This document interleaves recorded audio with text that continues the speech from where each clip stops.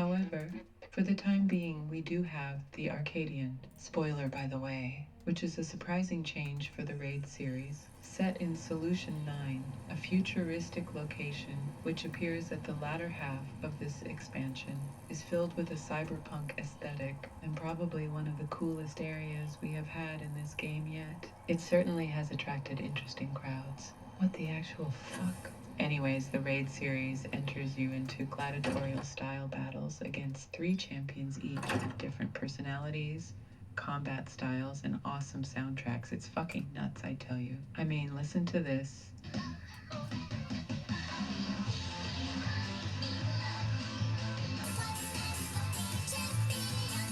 Soaking. Must be soaking wet after that one. Oh, Jesus, shut the fuck up, Lulu. Anyway, they really went all out here, and let's be honest, the Raid Encounter team never really disappoints, to be fair. Well, I do wonder how they'll expand on this series into the future. We'll see, I guess. Stick around because shit is going to get real now. Spriggy. I'm trying to fucking record here. Ugh, pets, am I right? The needy little shit. Anyway, don't be a bitch, lasagna. If you like Bob's or Madonna, subscribe and drop a fucking like. Otherwise, I'll expose your internet history to your mom. Yashtola.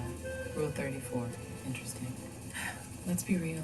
I think most of us have searched that. Damn it, I'm an incel. Fuck it. Anyway, the moment you've all been waiting for me to cover, you know it, I know it, everybody knows it. The story's bad. Not just, it's a little boring. No, it has less substance than a plastic bag. I need help with this. One moment. Gura! Unleash the reviews!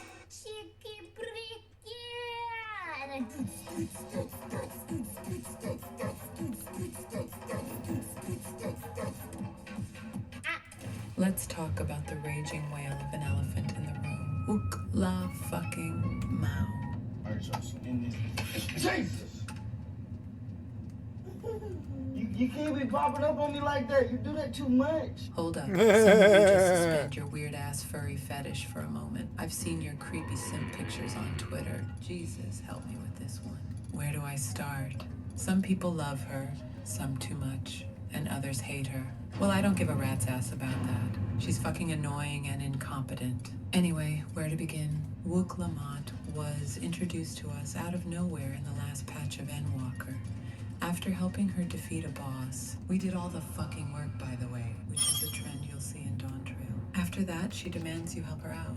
So basically, Yes, she really please. doesn't have a good first impression. Let me ask you, would you go and help out a random stranger, go to their country and try and help them win a throne? After knowing them for 5 fucking minutes? I'd personally tell them to eat my ass. It sounds like one of those Nigerian prince money scams. Let's be real. Now, I see people saying that, oh, you're just complaining that you're not the main character in this story, or you just dislike that the voice actor is trans. I swear these fucking people. I'd say, well, you can still write a good story and not be the main character.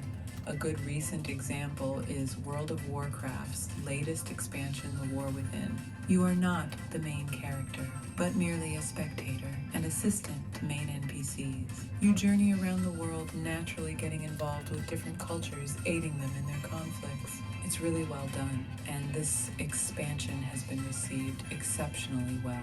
Still with me? Good. Alright, something non-WoW players can relate to. How about Final Fantasy X?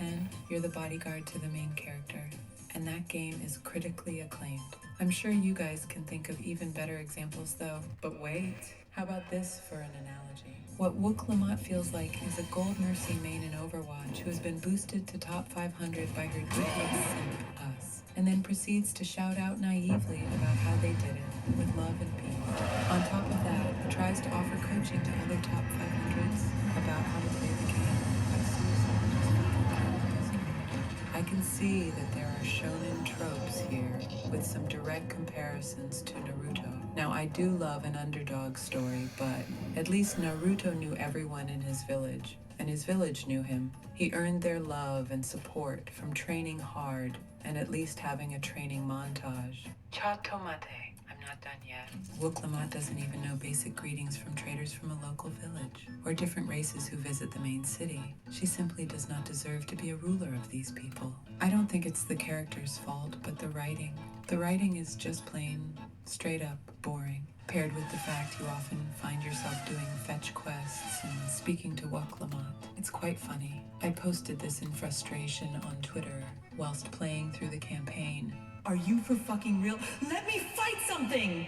The reason being, I found that I was just walking from cutscene to cutscene, and the only quests I was getting were speak to Wooklamot, speak to Wooklamot, speak to Wooklamot, speak to Wookla fucking Matt. Ah, fuck this.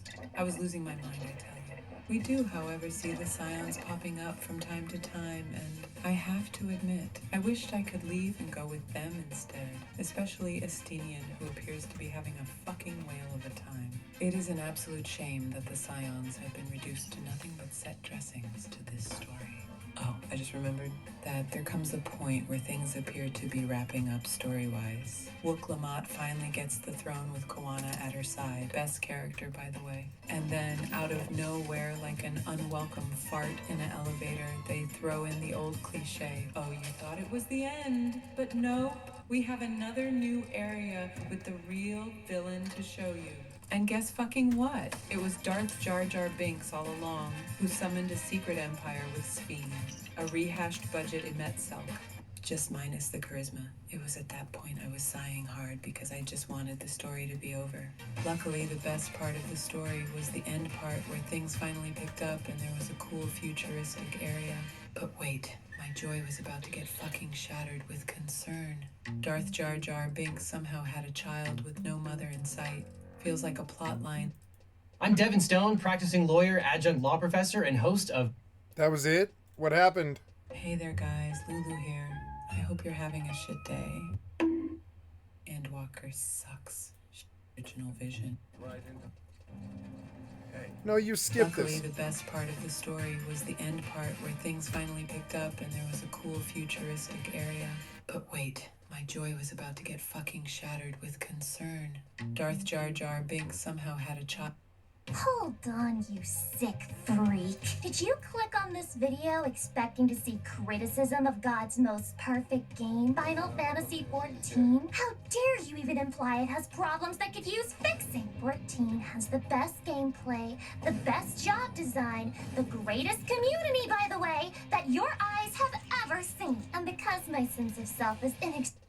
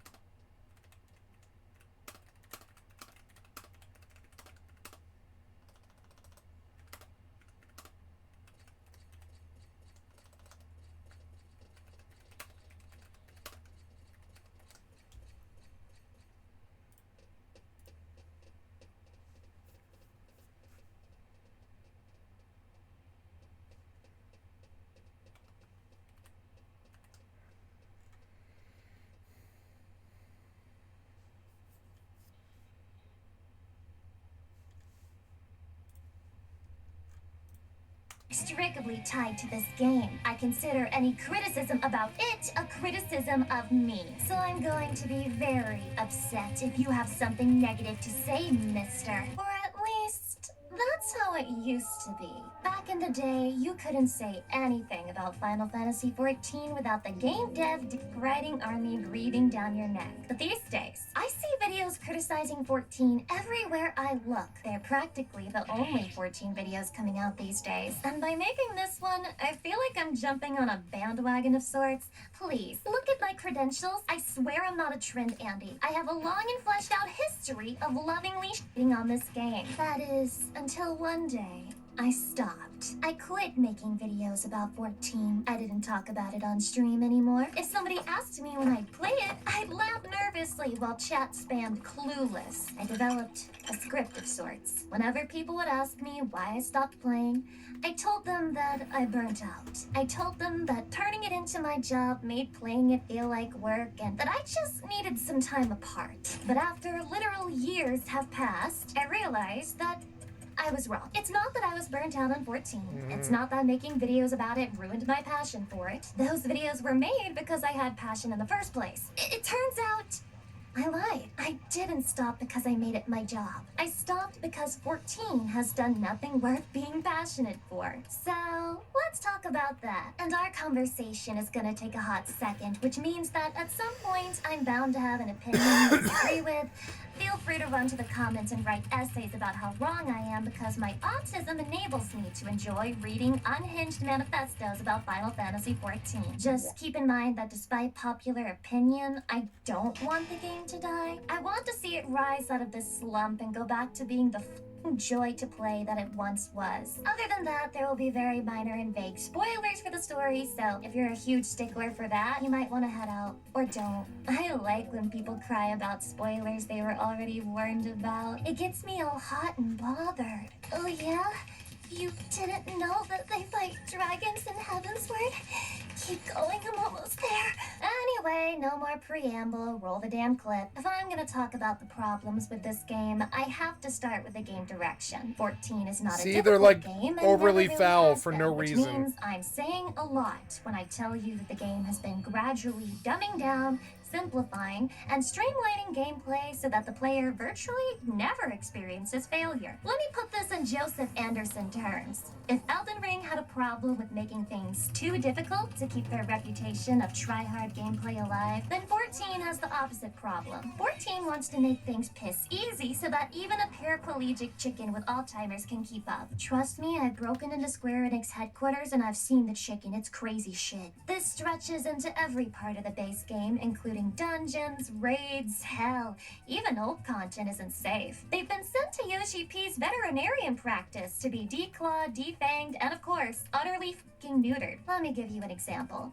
One fateful day while playing 14, I got cued into Titan Normal. A very nostalgic primal, great music, overused chicken nugget memes, but I can forgive him for the sins of Larry Zor. Now imagine my surprise when the new player fell off the edge, and 3 seconds later, I was able to res them. Right! I forgot having unique mechanics in fights might be too difficult for new players. So glad that's gone. And then I got the Airy as my dungeon. And in the fight against Nidhogg, I realized there's no more Stinian there. I guess the devs thought casting Cure once or twice on him was too hard for the healers to handle. Never mind how that fucks with the lore or emotional impact. Just get rid of any failure point. It's too risky. What's really ironic and funny about this is that they've tried to backtrack recently. Don't get too excited though, it's the bare minimum. They made the new level 90 to 100 dungeons a bit harder than they were before. Stress on a bit. Not hard enough that you can't figure it out in the first run and then never have to think about it again, but still, that's progress, right? Well, in my opinion, it's too little and way too late. Now, the case for why is hard to crack, but after decades of research, I think I know the answer. After snorting my 10% off with code Lucy Gamer Subs powder, I astral projected myself straight to Japan to play 5D chess against Yoshi P himself. My 1 million IQ mind translating his Japanese to perfect English before the words even left his mouth. And after 10 hours of pure strategy, I placed him in checkmate and was bestowed with the information, the secret agenda of it was for money. It really is that simple. If game easy, more people play games. If more gamers play, then more is money. Shareholder happy. Yay. It feels like these game devs are truly terrified of losing your sub, and that means they're scared of anything that might drive off a new player, anything that might take away that hit of dopamine that keeps you playing in the first place. They never want you to experience a negative emotion while playing their game, so what do? They take out challenge. They ask less of you. They give everyone the tools to survive so that if the healer is a literal toddler banging on the keyboard, you can still finish the duty without kicking them out. Why do you think Tenchi Jin was changed? Why is Black Mage getting more and more instant casts? Why did they decide pressing Kaiten before Midare was too difficult? Why else would they refuse to nerf Picto despite how unhealthy its numbers turned out to be for the endgame? If a job requires skill, it might drive the shitters away. And Square Enix can't have that. But their idea of making things easy to keep players is flawed. And to my shock, Yoshi P agrees with me. There's this nice little quote from him recently where he talked about how if a side-scrolling game doesn't have holes to fall into, then there's no fun in playing it. I tell you, viewer, I cried tears of joy. Finally, Yoshi understands. He's gonna do it, guys. He's gonna fix the game. And when I played the new dungeons, I felt that he was starting to fix that part of the game. The new normal trials were challenging in a fun way. I'll give them credit where it's due. They have tried to increase the difficulty for this expansion, even if it's slight. And it's a great change, and I appreciated it. But with the state that job design is in, I'm not really sure it matters. You'll hear other people say that jobs have become more and more homogenized over time, and I'm not gonna disagree with them. It's bad for tanks, it's real bad for healers, and to hear you DPS mains tell it, it's not going too good on your side of town either. And maybe this is a controversial take, but here's the way that I see it. If I can level each healer, one after the other, and I barely have to change my approach to gameplay, I think there's a problem. Bad Even game. if the encounters are marginally more difficult, the devs forgot that the core gameplay of a job is what creates someone who mains it and keeps playing the damn game. And the thing is, they used to understand that. Scholar was a busy mess in Stormblood, but it was my favorite iteration of the job to date. Astrologian was an RNG-dependent job, but making the best of a bad card pull was part of the class fantasy. Heavensward Dark Knight's Dark Arts required some thought, but God if it wasn't fun for the people who enjoyed actually managing their mana. Bit by bit, they've been stripping out the things that make jobs different, and Summoner in particular got a complete rework. Nowadays, if you like Dot, you can play Bard, I guess? Yes, I am well aware that this is God's most unpopular opinion. But seriously, why did they do old Summoner dirty like that? I'm saying this as someone who never mained the job, because I don't have to. I'd be pissed if it happened to my main, and with Healer it kinda did happen to my main, so I'm sorry. But I do think it was a middle finger to that player base, and the bare minimum they could have done was make a Dot job that would replace it. But they didn't. Past Summoner mains got screwed, and there's no sign that they'll ever be unscrewed. They are permanently being by the massive of the job designers. And yeah, I know the player numbers were low. I know many people were dissatisfied that it didn't live up to the summoning lore. I know the Dot playstyle was an acquired taste. But was the solution to that to completely nuke a playstyle out of the game and leave those fans with no replacement? It's sad because, you know, they could have done things differently. For example, maybe a little less funding into the scam known as Blue Mage and a little more into creating another Arcanist spinoff? No? We're gonna keep making limited jobs? Okay, I guess I'll go kill myself. But time and time again, the devs have shown that they will choose the path of least resistance. And what they replaced Summoner with was by far the easiest job to play in the entire game. Sure, having a couple jobs that are brain dead isn't a bad idea, but you went and replaced one of the sweatiest dot time optimizing spreadsheet maxing player populations with that? But even this is nothing in the face of the greatest consequence to making everything easier to play. And if you're a healer main, you already guessed it, the total death of the Trinity system. And no, I'm not talking about the religious one. Let's think about the general premise of the Trinity. You have tanks, healers, and DPS. DPS and healers can't take damage for shit, So they need tanks in order to not get DP double-fisted by any voided chocobo that looks in their general direction. Tanks need healers because even though they're the swinging schlong alpha podcast chat of the team, they're only human. They can take more hits, but that doesn't make them immortal. Of course, DPS need healers because 90% of them suck at the game and they need someone to wipe their ass for them, as is the law of any MMO. And finally, tanks and healers need DPS because they don't want to spend 2 hours throwing cotton balls at the enemy until it finally keels over. And up until Shadowbringers, the Trinity was alive and well, gently suckling on one another's teats in the most beautiful little throuple you've ever seen. That all changed when the Blood-Wedding Nation attacked. Do I just? Only a little bit. Warrior is far from the only problem with the Trinity system right now, but it was the first big blow, and the trend has only worsened with time. When I was still playing Healer, anytime I got a warrior in my team, I would begin the 5-stage process of grief, because I knew I was about to have the most mind-numbingly boring dungeon experience of my goddamn life. There is no skill involved with carrying as a warrior. It is incredibly easy to press Blood-Wedding on cooldown, and if you press it on cooldown, you win, whether you have a healer or you don't. In fact, if you want to be a real jackass, there's a fun little prank you can play on the party. If the healer ever dies, you can make sure you don't use any of your tools to keep the DPS alive, and then proceed to solo the boss, flexing your EP in front of their corpses, forcing them to wait half an hour for you to finish one enemy. Very fun. I love when that happens.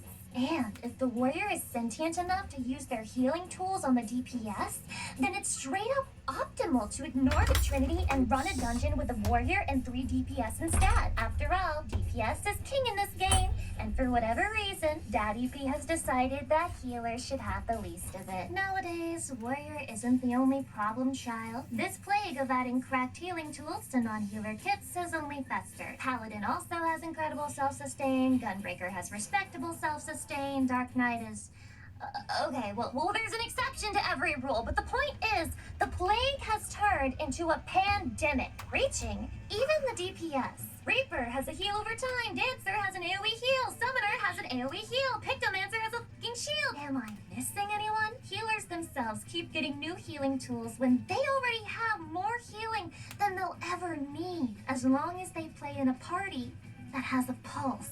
People with an inflation kink must love this trend, because with the amount of bloat you have in healers kits, I doubt they're ever able to play this game fully soft. Yeah, but Lucy, that's just in dungeons and normal mode content. That doesn't matter. Only hardcore stuff matters when it comes to balance. Follow Yoshi P's advice, and if you want to have fun as a healer, go play Ultimate. First of all, I hate this reasoning, because what you're really saying to me is this. Healers shouldn't be allowed to enjoy the game unless they're going sweaty tryhard mode. But hey, don't worry, I got you covered on that front. Because Ultimate has already been cleared without healers. Psh, those are like the top 0.0000001% of players. Not everyone could do that. Yeah, and I also don't know how to hack into Square Enix's mainframe and find the forbidden ERP logs between GMs. Is that a skill issue on my part, or do you think it's by design? Fact of the matter is, if the devs didn't want you clearing without healers, they wouldn't make it possible no matter what you did. They've gone back and fixed things where tanks weren't necessary. In the case of healers, they just don't care, and neither does the majority of the player base, it seems. I suspect it's because they don't want their overpowered healing toys yanked away, or because they don't play healer and thus don't give a shit. But hey, it keeps happening and will continue to happen. The most recent Savage tier was cleared without healers, I think on week 2. Very ordinary stuff, perfectly healthy for the game. Wait, oh I have an incoming voice message from Yoshi P. Do any of you guys understand Japanese?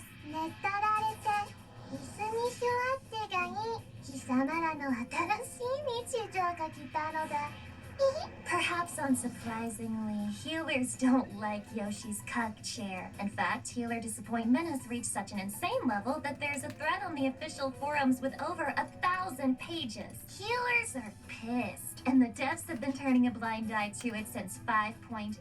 5 years.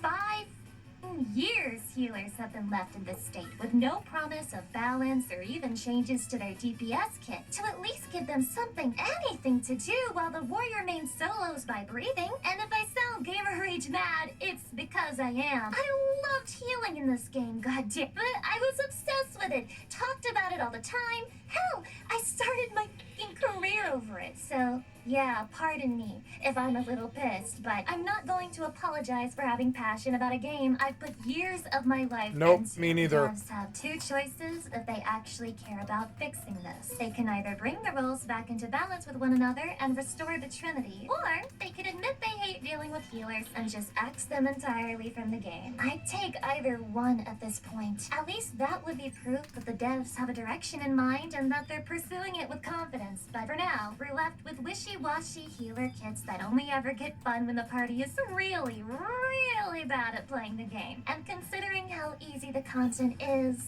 yeah, that usually doesn't happen. But I don't see this metaphorical genie being put back into the bottle. I don't think these devs are strong enough. Now that they've given tanks and DPS these strong heals, they're not gonna take them back. Most warriors defend their overpowered job tooth and nail, and I mean, who can blame them? I don't understand how playing something practically unkillable is fun for them, but whatever. Some people like being the Mary Sue of an MMO. I can't criticize them because I sort of joined them. I switched to Gunbreaker in 6.0 and didn't look back. The tank role as a whole is broken and receives constant glazing in the form of buffs, overpowered kits, and special mounts they get just for doing duties while existing as a tank. I figured, why continue being a second-class Yeah, citizen healers when don't I get could that just at main a all. job We get devs some actually gear, like? but And I think this switching of roles is what gave me the patience to keep playing for the majority of 6.0 to Yeah, me too. 6.5. But it wasn't enough. And unfortunately for the players, and very fortunately for me milking the hell out of this video's time duration, the Trinity system isn't the only thing showing a lack of effort from the devs.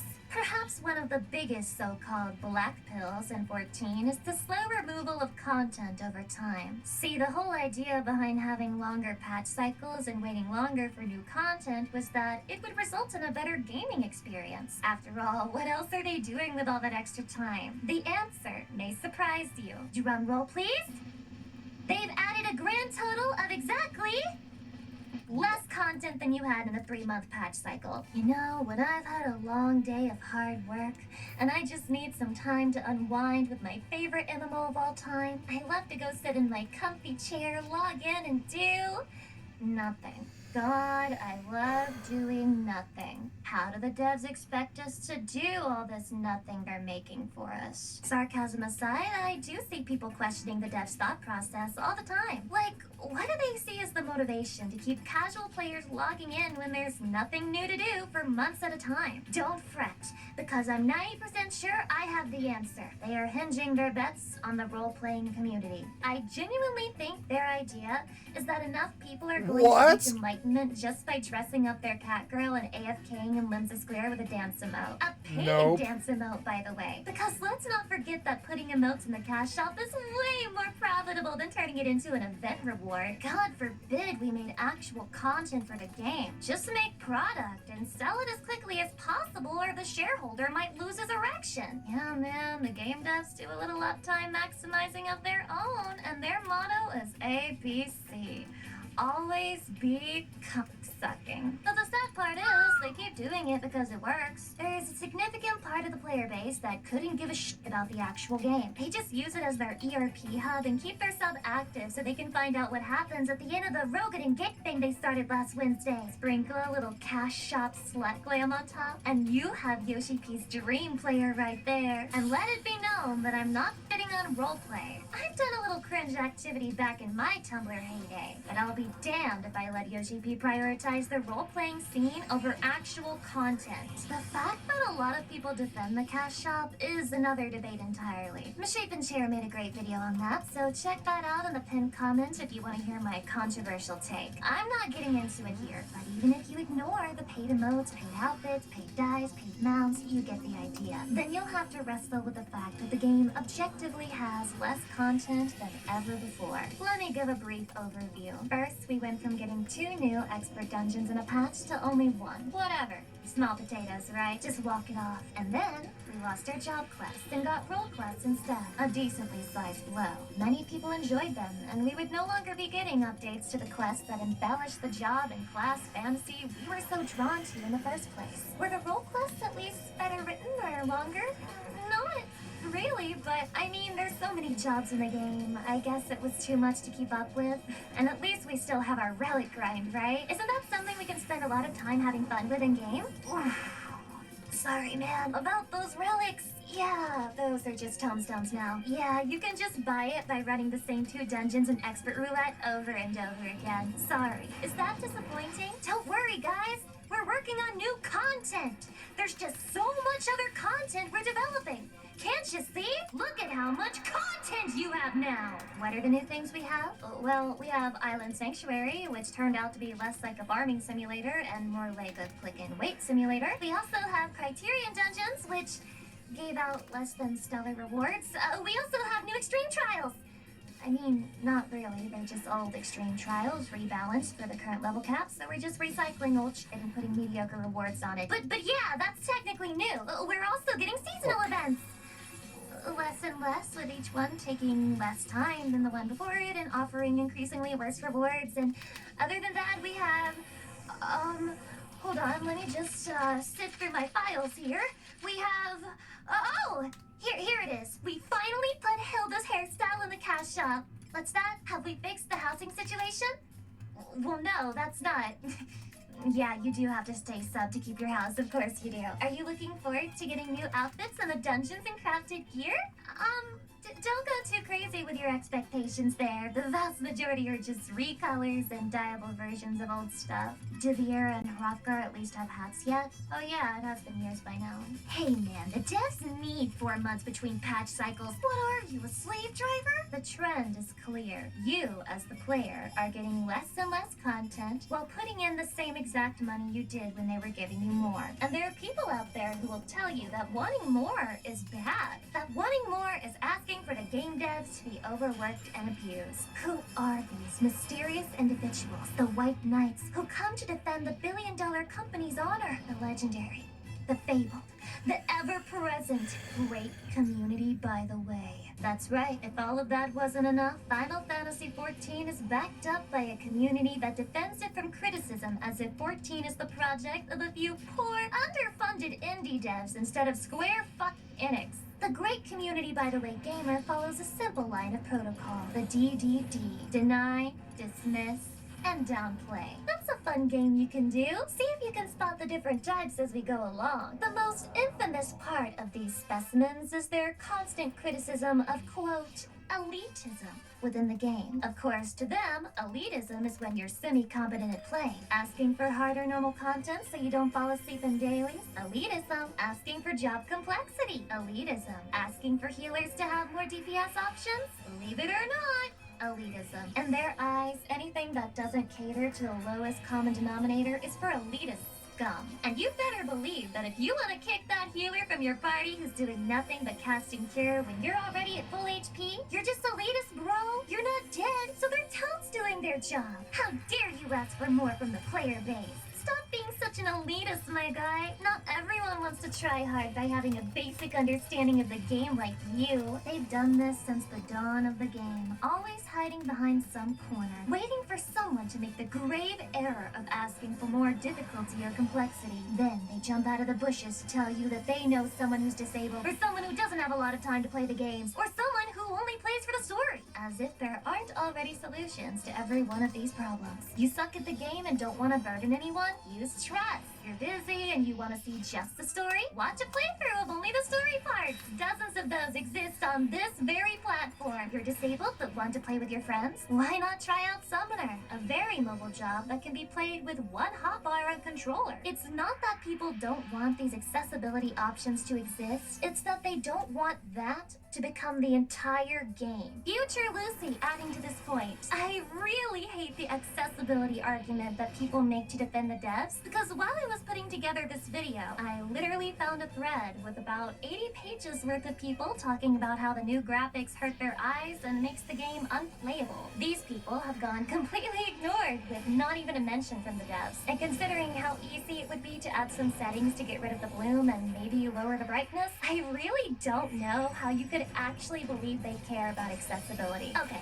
back to the video, just felt that deserved mentioning. But in the eyes of the great community, by the way, this is toxicity. And asking for normal mode content to be anything more than a brain-dead slug is a sin. But they defend much more than the gameplay. They're also ride or die for the story, no matter how low it's fallen. Let's take Dawn Trail, for example. Twitter in particular was the Wook Lamont Defense Squad. Any criticism of her writing would get you called a plethora of insults. Illiterate, brain-rotted by TikTok, and edgelord. I'm pretty sure they just started pulling shit out of a hat at some point. There were even people straight up calling the story brilliant and some of the best writing in the game. If you don't like it, you don't have an attention span. You're just a selfish brat who can't stand when the spotlight isn't on you. You're just a bigot. You hate women. You're a negative Nancy who hates happiness. And if you're right and the story is mid and the quality is down, don't worry. They're just world building right now. It's impossible to make a good story in a new world, right? Let's ignore the fact that they literally did that with Shadowbringers. Let's make excuses for the writing team. Guys, have some sympathy. It's really hard to sell books too, because all of them are required to world build for 400 pages before they make things interesting. That's why there's no such thing as a booming bookstore industry selling novels that only have one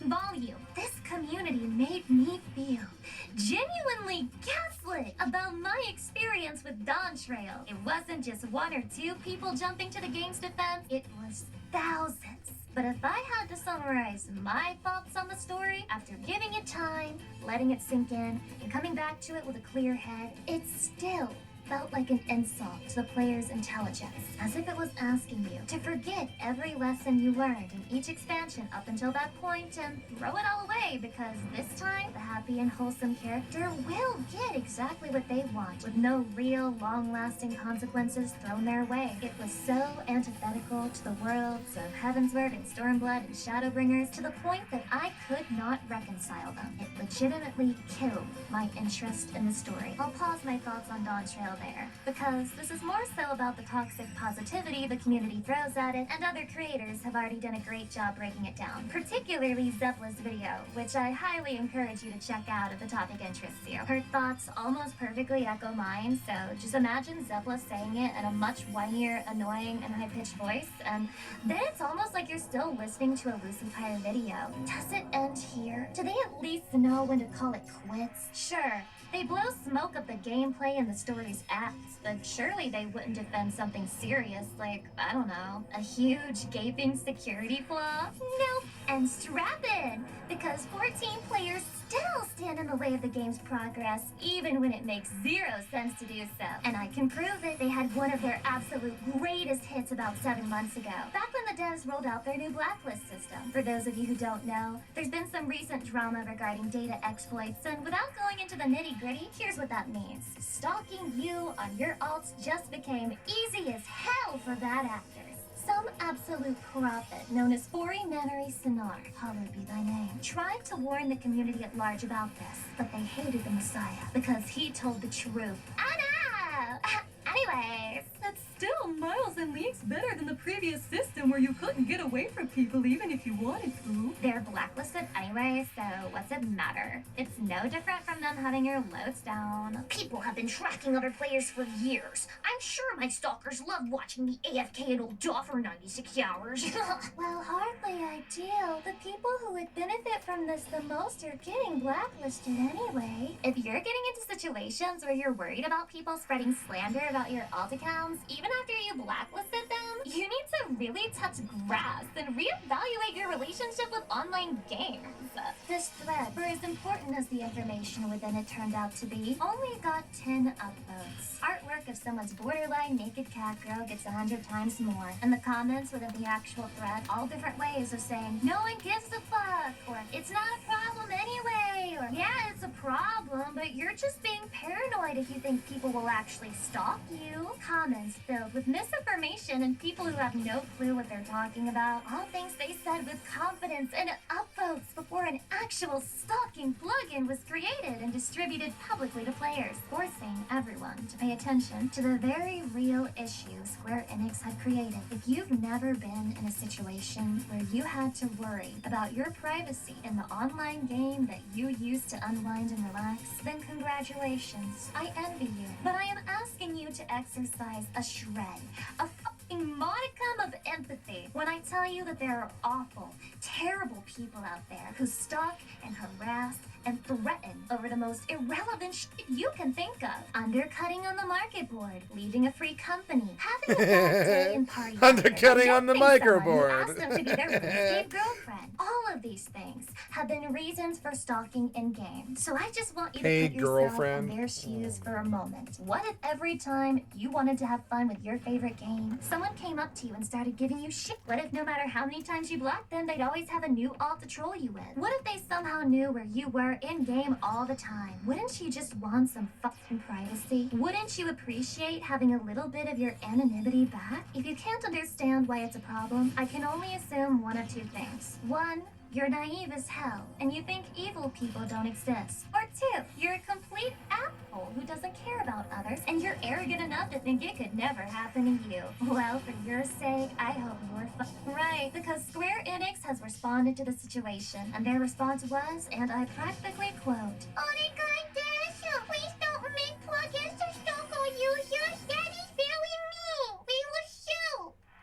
Future Lucy back again to let you know they have addressed this issue again in the latest live letter, but it's still unclear if they have an actual plan to fix it, or if they're just reminding us that they know about it. At the very least, they don't seem to be in a rush to patch this out, so the point still stands. No fix for the exploit, no rushing to solve their security flaws, nothing that would actually solve the problem permanently. Because even though the plugin is no longer being distributed, they can't delete it from the people who already downloaded it. They can't stop people from making new copies. And hell, even if they magically could, the security is so bad that all you need is fucking Wireshark to figure out what you need to know. So no, their response is not enough. It's a joke. And it shows zero consideration for the people playing their game. I hate that this community dismisses real concerns until they're impossible to ignore. I hate that the person who whistleblowed this on Reddit was treated like a paranoid idiot. I hate that people defended the devs when they were objectively, factually undeserving of that defense. I hate how they are always standing in the way of this game's progress, as if 14 is this fragile being made of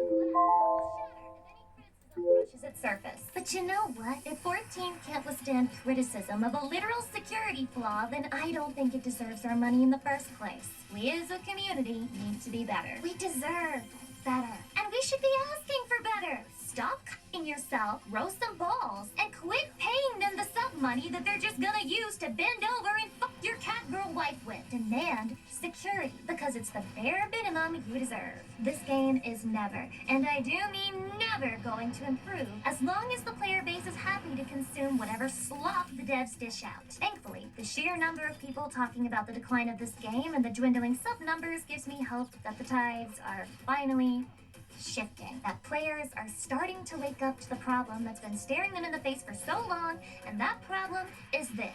Many of us sense no love or passion from the game devs. I'm sure maybe we're looking in the wrong places. Maybe there are nuggets of careful thought and planning somewhere in the overarching scheme of things. But do we see it in the outdated character creation? Do we see it in the writing? Do we see it in the job design? The answer may shock you, but no, they're giving us the same old content cycle we've had since our realm reborn. Hard, new Expert Dungeon, new Extreme Trial, new 24-man raid, new 8-man raid, go try hard Savage, go try hard the shiny new Ultimate, with very little mid-core content to beat those in between, or even casual content in Dawntrail's case. The gear farm is the same as ever, and as stingy as ever, not allowing you to try new jobs in in-game without investing your limited resources into it. But with the way tomes are done in this game, I feel like Final Fantasy XIV is a gacha game, and I just hit my Battle Pass weekly XP limit. Why the hell am I paying a monthly subscription for a free-to-play experience? If the devs want us to be able to play every job on one character, then why can't they put their money where their mouth is and fix the gear problem? The game devs are playing a type of gay chicken with all of us. Yeah, I said it. Just instead of making homoerotic eye contact, they're trying to see how little they can give before you finally break away. And can you blame them? Why would you try new things if people are paying pretty old? Why work harder when you can make up the missing sub money in cash shop sales? Why give a when the shareholder has lined pockets and fat stomachs? When Square Enix takes the money this game makes and shuffles it into other, less successful projects? And in that same vein, I feel terrible on the behalf of the devs who do put in effort, only to not be rewarded for it, only to have the profits they made siphoned into projects that have nothing to do with them. That would be demotivating for anyone, and Square Enix needs to do better by them as well. The devs of this game can be better because they have been better. This is a verifiable fact. They have made fun and engaging jobs in the past. They have made challenging content. They have added events that give cosmetics instead of shuffling them into their cash shop. They can do it again, but they won't unless the numbers speak. They won't unless Tanaka shareholders son starts knocking on their front door or back door. I'm not sure which position Japanese game devs prefer. At least at Blizzard, I heard they like doing it with milk or something. Whatever, the point is, with all of the doom posting about sub numbers and game dissatisfaction going around, I want to encourage you to do just one thing. Don't pity the devs. Don't pity I don't. Yoshi P. Don't feel bad that the game is declining, or that sub numbers are dwindling, or that most people who talk about the game only have negative things to say these days. Don't sink into paranoia that the game is going to die if you criticize it, because the irony is that if you don't, it probably fucking will. Join them, add to the voices speaking out, and then maybe, just maybe, Final Fantasy XIV will go back to being a game worth making videos about, worth playing, worth investing time into, and absolutely worth making sexy fanboy alts to ERP with. Yeah, I do want this game to struggle. I want people to speak up loud and clear about the problems they have with it. I want to see the consequences of years worth of bad decisions pile up on the devs, and I want them to feel the full weight of it on their shoulders, not because I'm a WoW Andy who jumps shit, not because I'm a shit stirrer who loves to see people suffer, but because I'm a proud and 14 player, and I refuse to stand for what my game has shit the bed and fallen into. If a period of low numbers in sales is what we need to get back on track, then I welcome it with open arms. I want to see these capable game devs wipe the dirt off, roll their sleeves up, and get back to cooking some real gamer shit. In conclusion, Mikodes get money. I can't sign your sub. This video Fuck Mikodes, get money. Oh my god. god. To write because I couldn't organize my thoughts or figure out exactly what deserved to be said and what was just rambling. I'm pretty sure I still rambled, but you'll have to forgive me for that on the account of I'm a woman and that's what I do best by nature. There are a lot of emotions and feelings intertwined You're with what I hope are valid trans. points to be made about the game, so it took me a while to make this script coherent. I have no clue how many people who watch me care about 14 these days, but this is something that's been lingering in my subconscious for over a year now. Now that it's finally out of my head, I feel a lot better, and I hope it helps everyone understand where my mind is at in terms of the game right now and making content for it. There's probably stuff I'm missing or forgot to mention, but since Maybe this it will is a girl, probably I be my don't longest know. script to date, forgive me if I forgot to mention whatever Yoshi P's aunt's uncle's dog's cousin is up to lately. Besides, that's what the comment section is for. Please share your thoughts if you have any, because I genuinely want to hear them. And for those of you who are bigger fans of me, thank you very much. Thank you for your endless reserves of patience and your kindness and waiting for me to finally get my together enough to make this. And a shout out to all of you who still have a YouTube membership to me, even though I haven't been beating you very well at all. And finally, a special thanks to my patrons, especially those of you at the highest tier. Flying Ogre, Arbiter of Ash, Chris 6, County, Ducky, Eat This Brick, Ghost JB, Iron Fist, Jake, JCD, Joe Jetta, J Ryder, Lamel. Oh my god, I'm not gonna do that.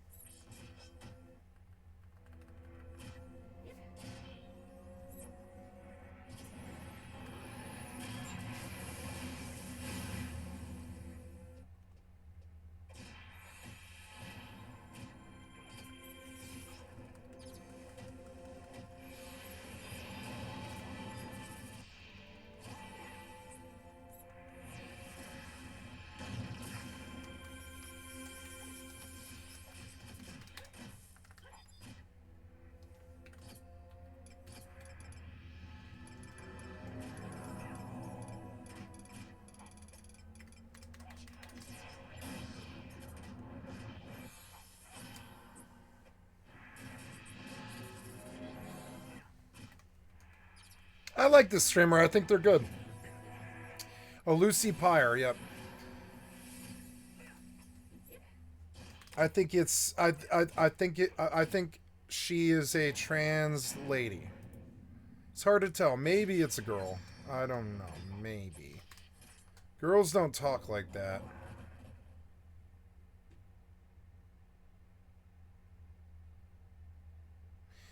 Markiplier is Broken by Golf Cart. Final Fantasy, Black Mage, Fashion, and Design Analysis. Target apologists at their stores fall apart from boycotts.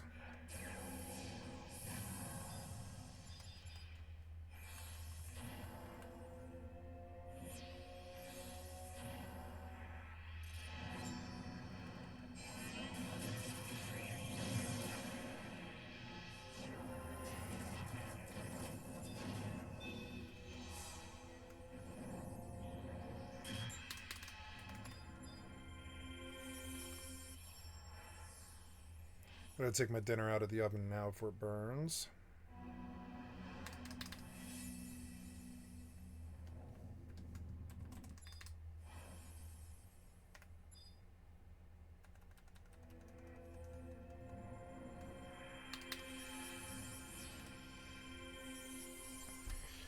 Okay, I'm gonna sit for a minute. Alright, how's this looking? There we go, okay.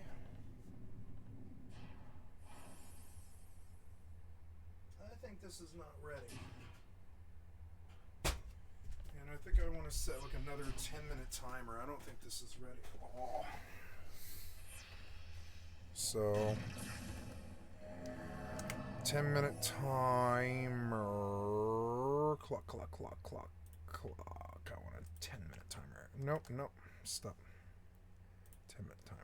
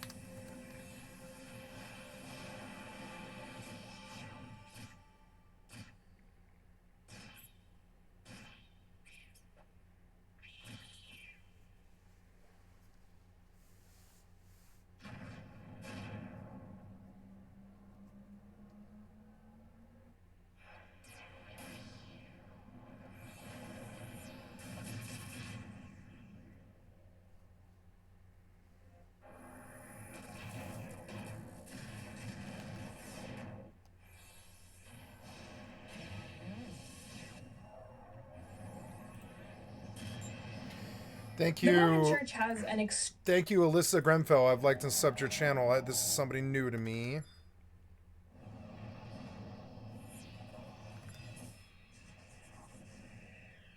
Gotta use that mana, Pally.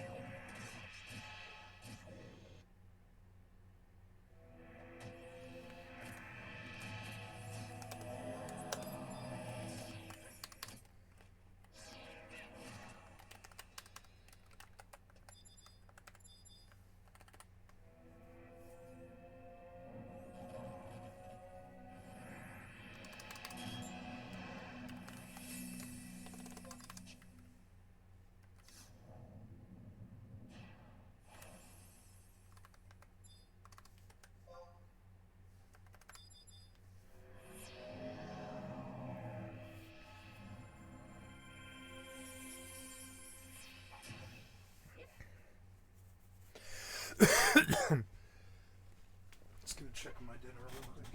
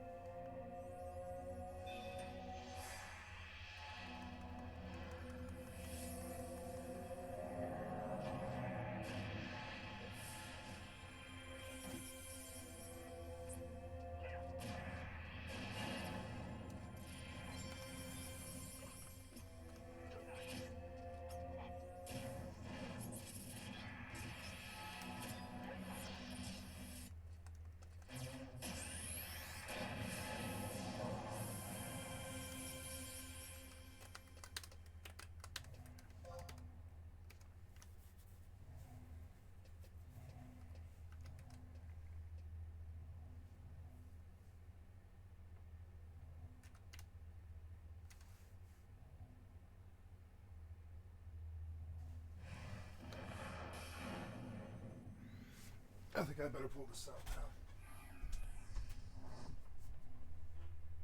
Well, you know what? Turn it off. That's all I have to do. Let it bake for as long as I want. Okay, lasagna's done. I don't have to worry anymore. I'm going to turn this off. Pause, reset, or whatever. Yeah, reset. Reset. Get it out of the way.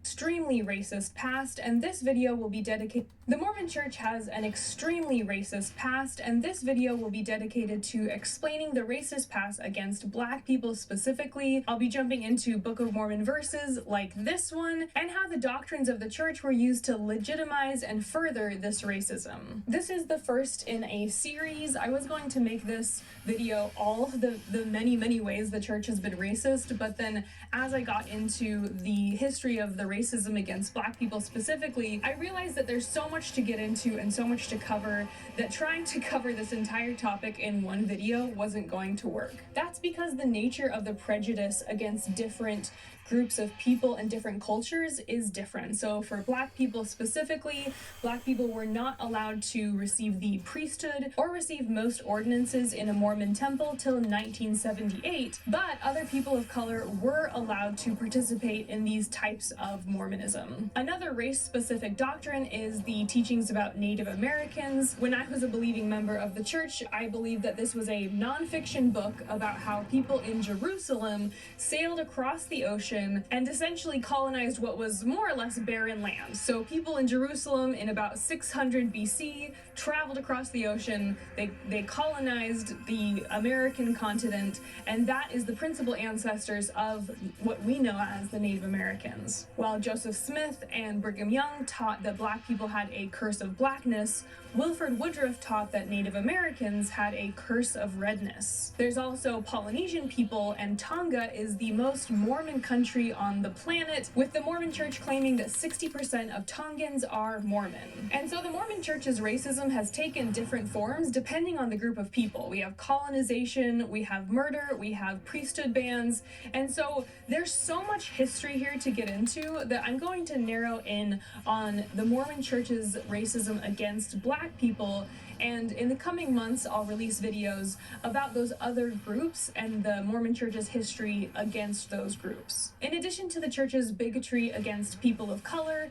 it also has a big culture of white supremacy, of viewing white people as being superior. I already shared this scripture, which literally in the Book of Mormon it says that as people accept the Mormon teachings, or they would say the gospel of Jesus Christ, people's skin will become more white and delightsome. So this is the other side of the coin, which is not just that people of color are inferior, but that white people are superior. According to this study done by the Pew Research Center in 2009, of the Mormons living in the USA, 86% are white, and in 2009 the total US population was 71% white, which means that Mormons in the US are 15% more white or Caucasian than the rest of the United States. Despite this, if you go on the church's website, which I'll put off to the side here, it seems like basically every photo being released on the church's website is of a non-white person. This makes it seem like white people are not in the majority, they might even be in the minority based on the photos produced by the church, and I think the church has really started using diversity as PR. To me, this recent push for diversity is very deceptive because for me growing up in the church, I truly was not taught the racist history of the church, and as I'll get into in a bit, a lot of ex-Mormons who are Black also share that they were never taught this history and only found it out after joining, after paying tithing, and they learned it from other members, often who were sharing this history in a very mocking and horrible way. Obviously, I am a white person, which means I don't have any personal experience with racism in the church, but I do have stories of times I saw racism against other people. I also believe that even though I didn't experience this personally, I still think that these stories are very important. It's important to hold the church accountable for its history, and it's important to me to share this information so that anyone who is considering joining the church or continuing to participate within this church has this information so that they can make a more informed decision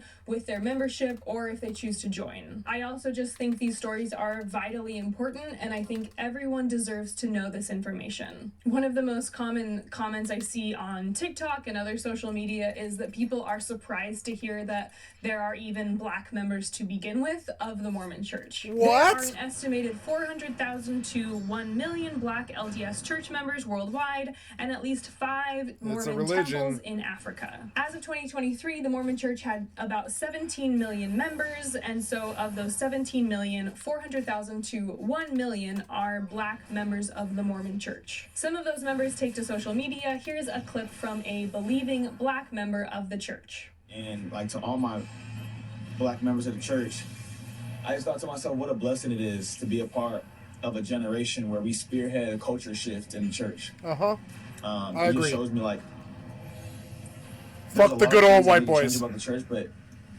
a lot of the members, it's not that they can't be held accountable for it. It's just they've never really been around us. This is, I think, they don't know who they are. Probably the person with the most followers. His name is Bachelor. Here's another clip of him taking Mormon children's songs and transforming them into more of an R&B style of music.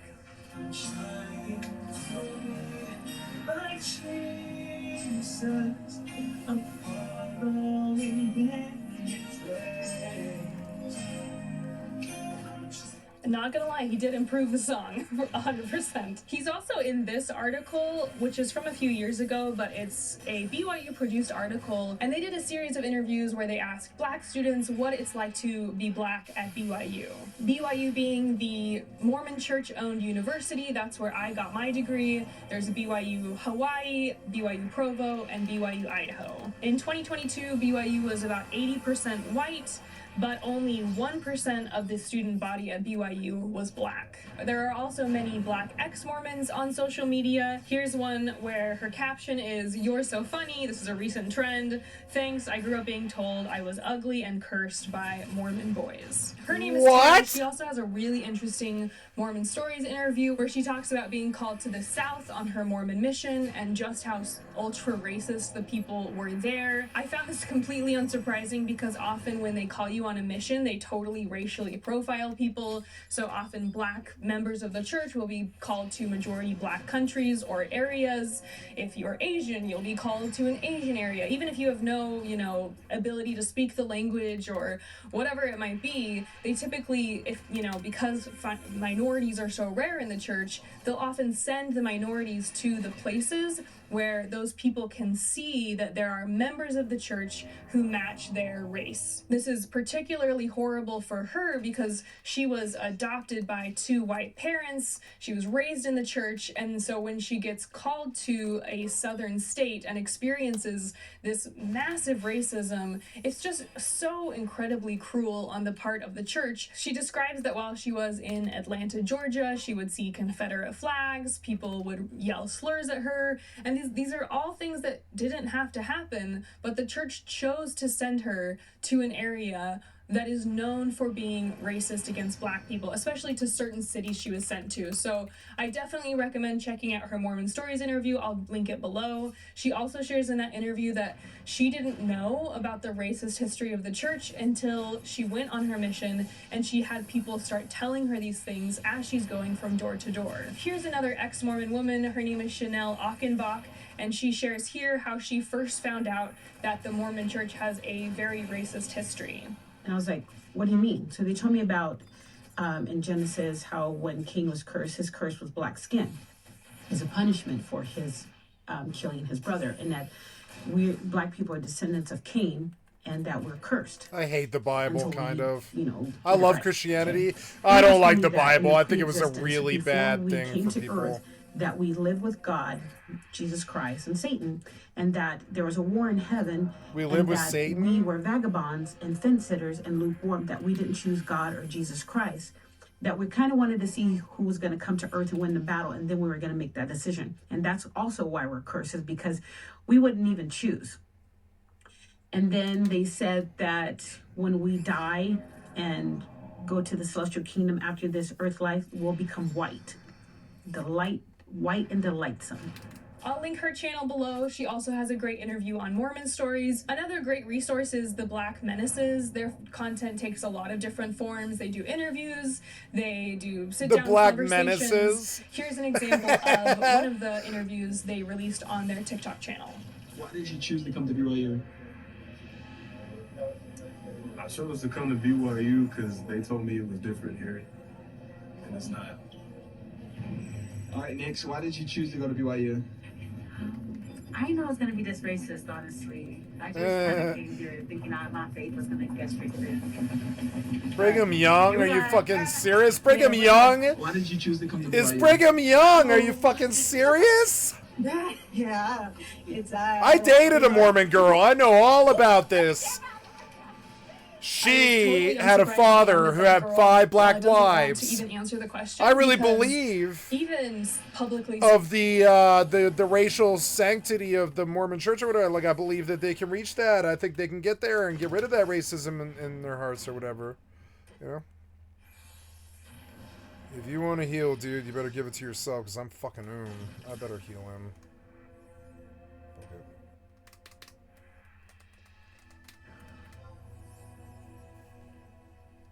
Nope, get up.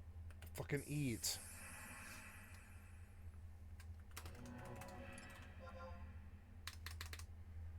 You aren't doing this right. You like busted this macro for some dumbass reason. How? No. Wait. 2. Go. Go. Yes, you. Go. Yes, you. Go. Go. Go. Go. Go. Go. Go. Go. Did I break the macro? What did I do? Wait 2. No.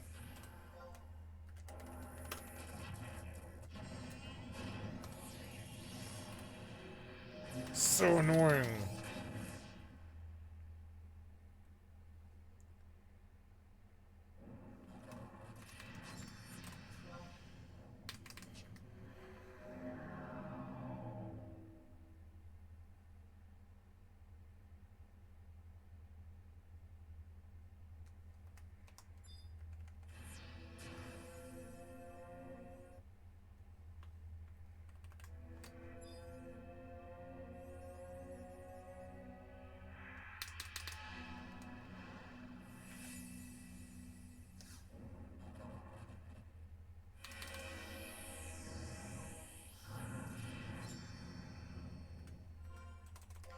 There should be cookie, sit, staff, cookie,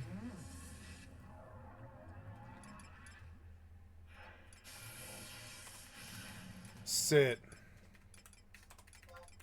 staff.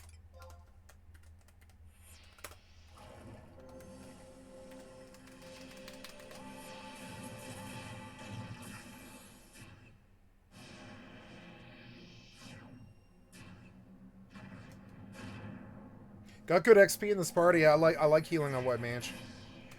Oh. Gonna change my title here. Let's see. 50 White Mage. XP, FFXI. Oops, gotta watch this bar. Doing okay? Yeah, we're doing okay.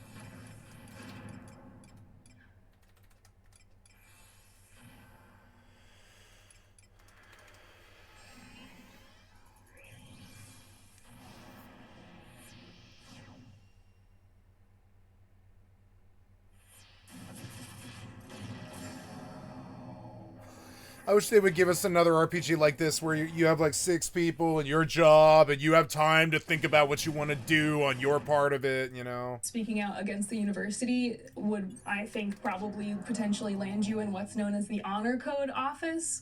And, you know, they're a private university and they kick people out for very minor things, even holding hands with a same-gendered person as you, any type of, same-sex attraction, show of affection could potentially get you kicked out. And so it does not surprise me that she's a bit nervous to answer the question. Here's another clip where they ask Black women to rate what it's like to date at BYU.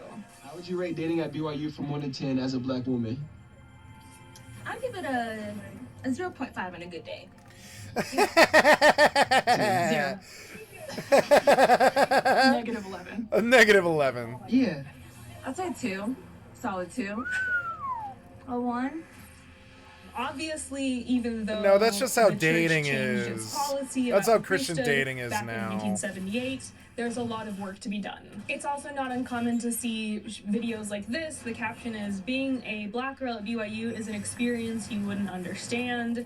And it's unclear if she's, based on, I looked through the comments, I couldn't find if she's a member or not, but it does seem pretty common that a lot of Black members of the church who go to BYU go potentially expecting it to be a little bit better and then truly having a pretty awful experience. You may also be familiar with Nara Smith. Her husband, Lucky Blue Smith, was raised in the church. He's from Utah, and then seems to have been teaching her about the church, and potentially, it's unclear if she's joined or if she's just been learning about it. She's put clips of her reading the Book of Mormon in one of her videos. And when Nara started being associated with the Mormon church, a lot of people said, the Mormon church has a really racist past, and it's shocking that someone might become involved with this religion. And here is what one creator, her name is Slim Kim, this was her response to these types of comments. Takes like this are so unfair, and to try to take down a woman because of the church she belongs to is sad. Yeah, I can guarantee fucking you that if sad. you're a minority, Yep. your favorite more I can't imagine palatable that. religion was created by a man that believes in I didn't have a lot of real It seems that problems that like this in creator my is life, not and I'm very Mormon, sympathetic. But I feel like her argument there Yeah. is actually pretty compelling, purely because almost every system and organization and religion is rooted back to this past, especially a religion like Mormonism or Christianity. Certainly the Mormon church is not the only church with a racist past. The Bible and certain verses within it were used to justify slavery. And so, this take, which is that, if you're gonna say, I'm not gonna participate in a religion unless it has no racist past, you might just not be left with any religion to participate in. While I completely understand this take, I think for the Mormon church in particular, I do feel that it should be held to a higher standard than just another racist church, purely because when I was growing up, it wasn't presented as a religion that, had some failings, it had an imperfect past. Every religion goes through a period of time where they're subject to the culture that they're growing in. No, that's not how the church was presented to me. It was presented to me as the one true church of Jesus Christ and God. They always do. On the planet. Yep. The gospel is perfect. It has the authority from God. And the number of times I stood up in front of a congregation to bear my testimony and say, I know this church is true, is numbering in the hundreds or thousands. And so this is, to me, the standard that I think the church should be held to, which is that it is the literal one true church of God on the planet. Because when missionaries go and knock on doors, Why do you guys they're all not just saying, think hey, that? we're one You're of just the another churches. church. They're You're saying we're stupid. literally There's the many church of gods. God, You're dumb. And all other churches do not have You're not authority or special. You're not truth unique. You're compared not to a us. snowflake. To me, you can't have your cake and There eat are it too, many and gods and many simultaneously claim religions. to You're be the one stupid. true church of God, and also to say, oh well, we were a The little one racist true in God, the the one past, true but church, blah, Wasn't blah, blah. everybody a little racist in the past? You can't get to claim both things simultaneously, which is essentially what they claim in this essay, which is the church was racist in the past, but also we're perfect. So I don't think both things can exist in the same logical universe. My other argument is that a lot That's of the Black people problem. who join the church That's the problem. aren't notified or told of the racist history. This is the manual I used on my Mormon mission, and this is everything that the church says people have to know and agree to in order to be able to get baptized and join the church.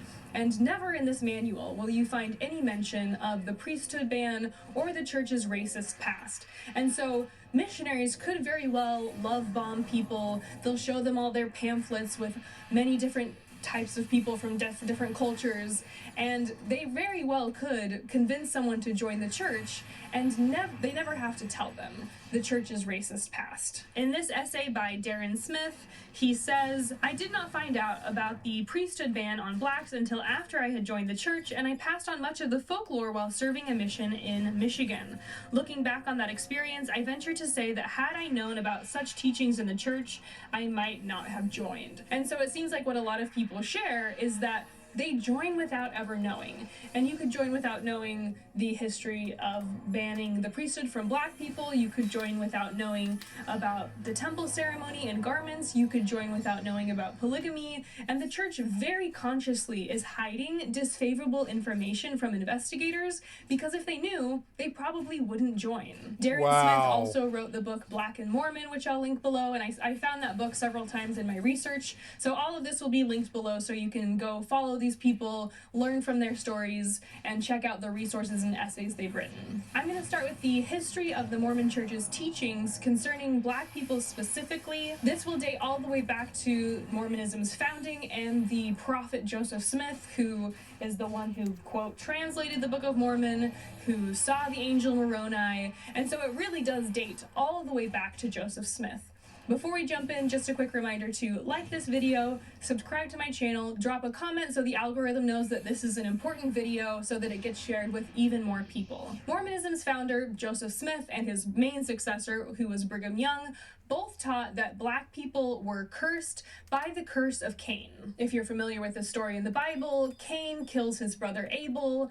God puts a mark on Cain as a result of this sin, and according to Joseph Smith and later prophets, this mark that Cain was cursed with by God was the mark of black skin. Apparently, this teaching didn't actually originate with Joseph Smith. This is something that had been kicking around the United States since the 1730s, and so while he didn't invent this understanding of this verse from the Bible, he did take it and then integrate it into his own teachings and doctrines. Because of this understanding of black skin being a curse, there was a priesthood ban from 1852 to 1987.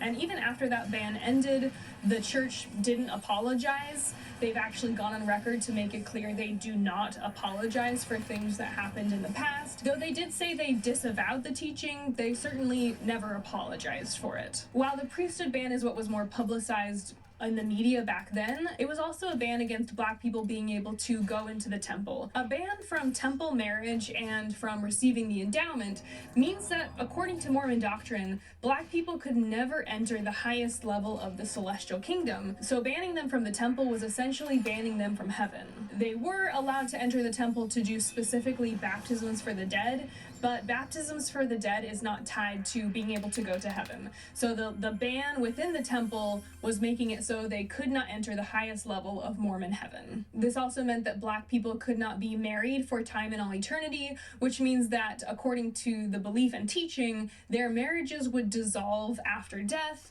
and they wouldn't be permitted, God would not permit them to have It's gotten too dogmatic here. I just wanted to see what their opinions were. Sorry, I'm not trying to get into a secular argument about black people in the Mormon Church. I just wanted to know what they thought.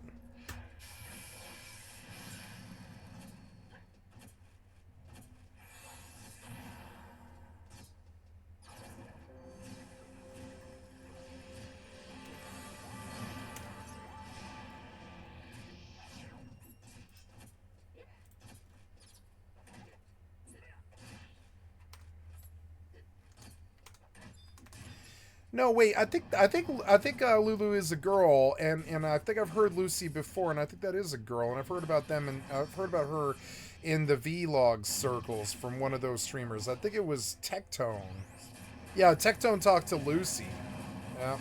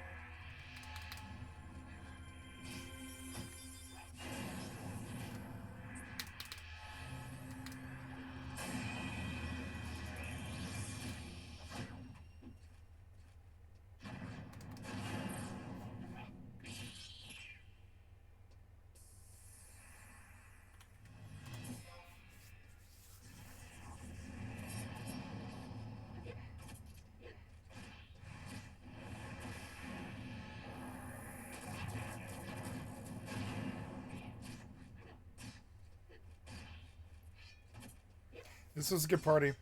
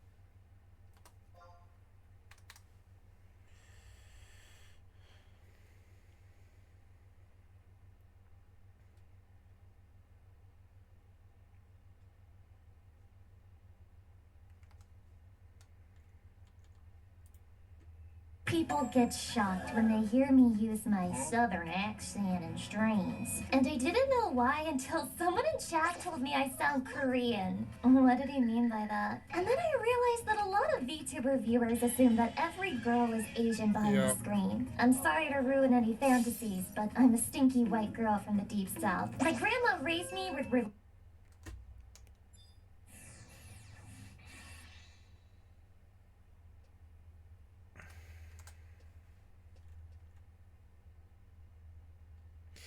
You keep trying to push this Ram Ranch story, and I'm not interested. You keep pushing these videos I don't want to see. I'm not interested in EQ2 art. And I'm not interested in hentai. Go to gaming. No, gaming. Yeah. How is this gaming? Gaming, motherfucker, gaming. That might be interesting. Let's listen to that. So during my last video, I said a bit of a throwaway line. Magic in Daggerfall is really strong, arguably overpowered, and I thought it would be fun to demonstrate what I mean. I figured the easiest way to do this would be to take almost the exact same build, but remove our limiters and actually allow us to cast spells naturally. For this build in particular, I want to show off how close Pleads for Mercy was to being an extremely powerful Archmage. Elder Scrolls has a storied history of magic breaking the games. I imagine anyone viewing this is familiar with Morrowind's alchemy or Skyrim's restoration loop. Oblivion has things like stacking 100% damage or spell reflect. Point is, there's a lot of ways to become overpowered in the Elder Scrolls. Daggerfall is, of course, no exception to this. So here's what we're working with.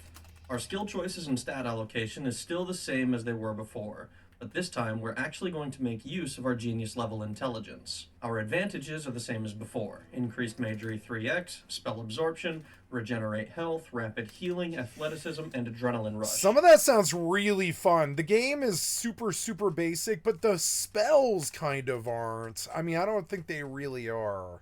I don't know.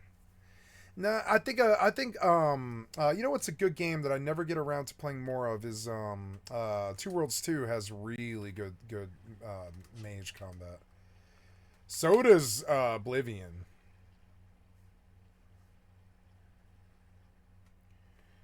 No, there's ghosts.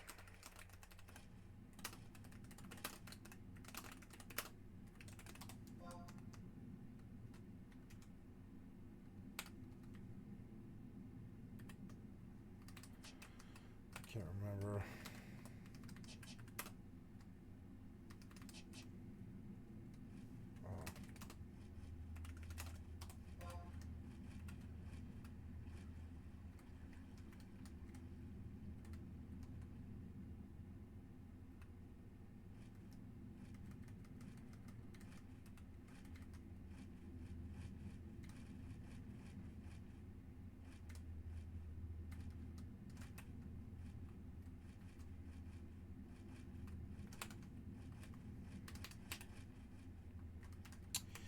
know I've kind of put myself in a bad situation here, but that's okay.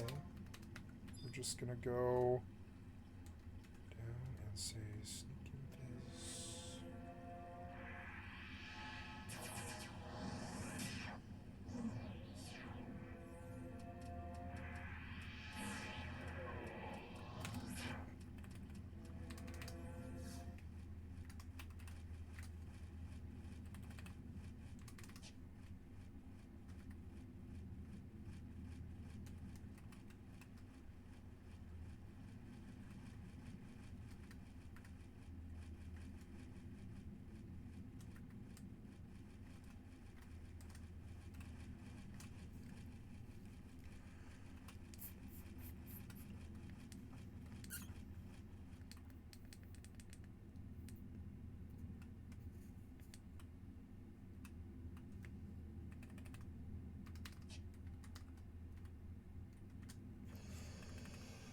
Wait.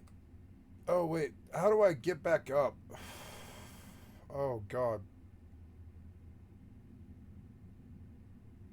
Wait, I can't get back up, huh?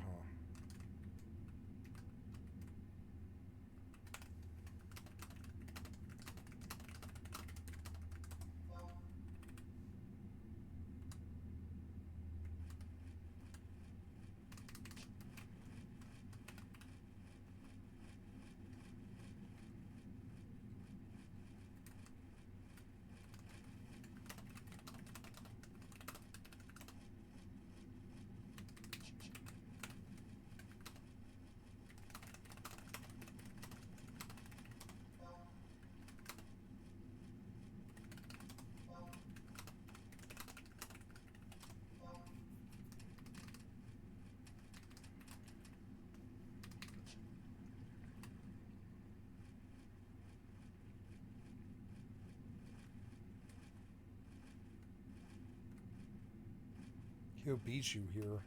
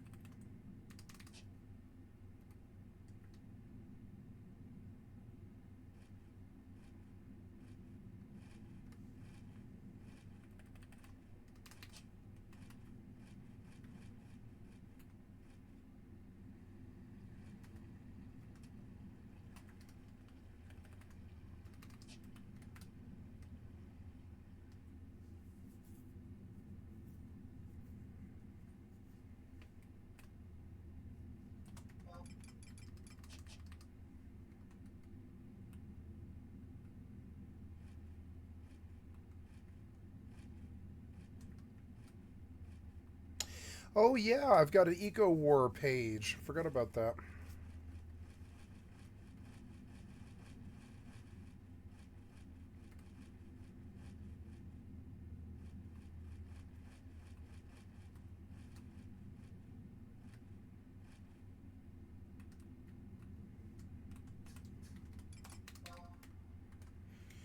I'm gonna pull my lasagna out and maybe see if it's ready.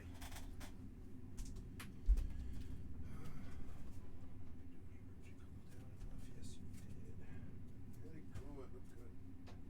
Cut a slice of it here. Oh yeah, nice and soft, mushy.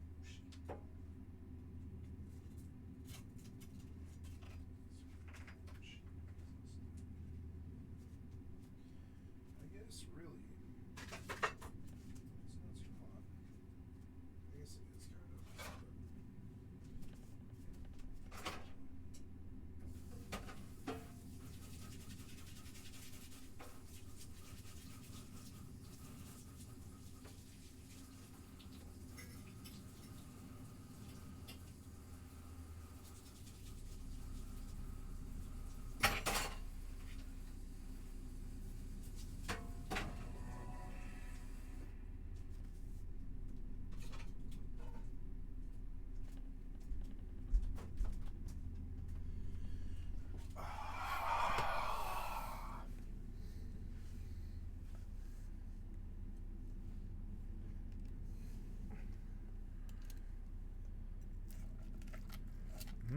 lasagna. Oh, maybe it's still too hot.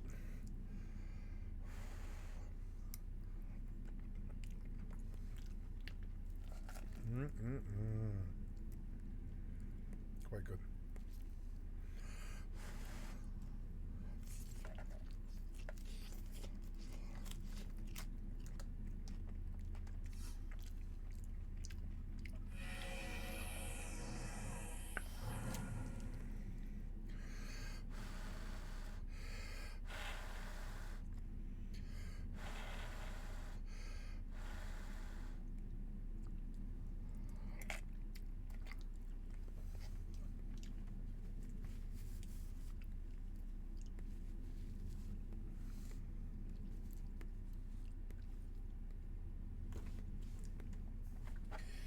Still too hot.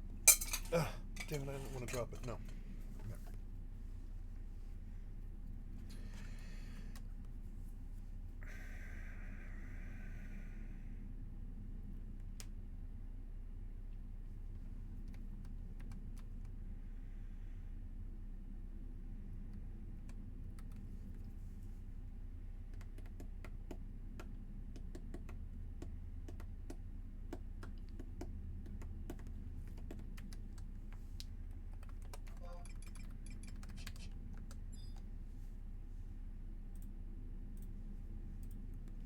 Our disadvantages have changed slightly.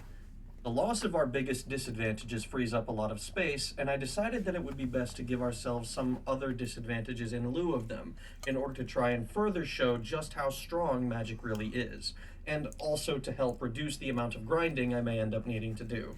Low tolerance shock is now critical weakness shock, and I've added low tolerances to poison, disease, and paralysis.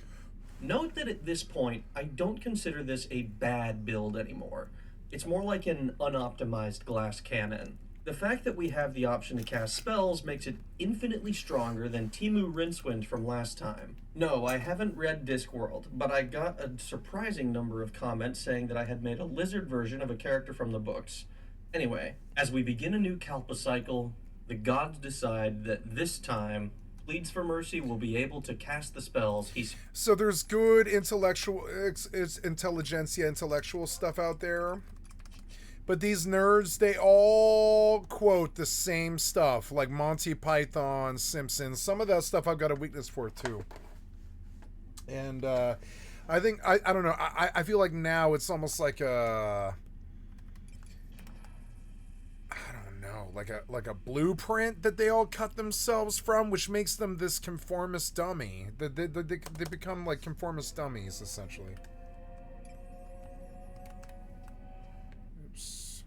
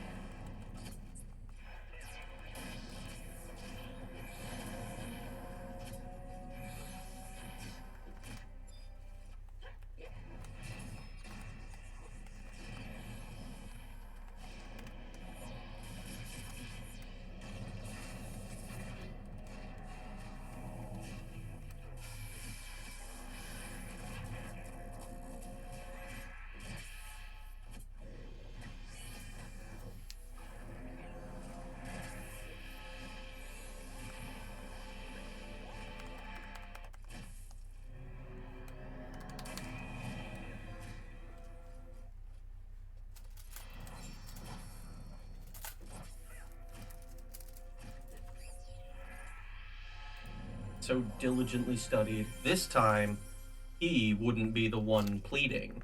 We answer our career quiz. This time, I didn't put too much thought into it, but if you're curious what it ended up giving us, here it is. The only part...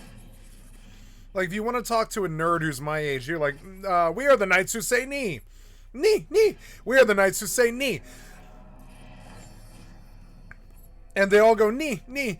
And it's weird because it's like a badge for them, but also, and I used to think that was kind of cool, but now I think it's conformist and I don't like it that much. I think it would be cooler if they were kind of hipster and had weird outlandish tastes like Russian ukulele music and stuff. Just weird stuff like that.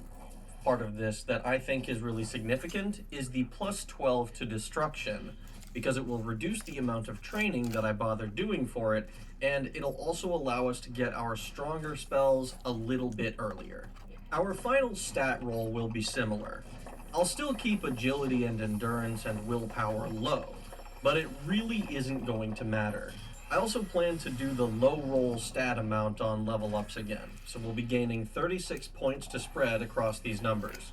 But honestly, with our intelligence already maxed out, I'm not super concerned about where we're putting them. Probably just gonna make him likable or something.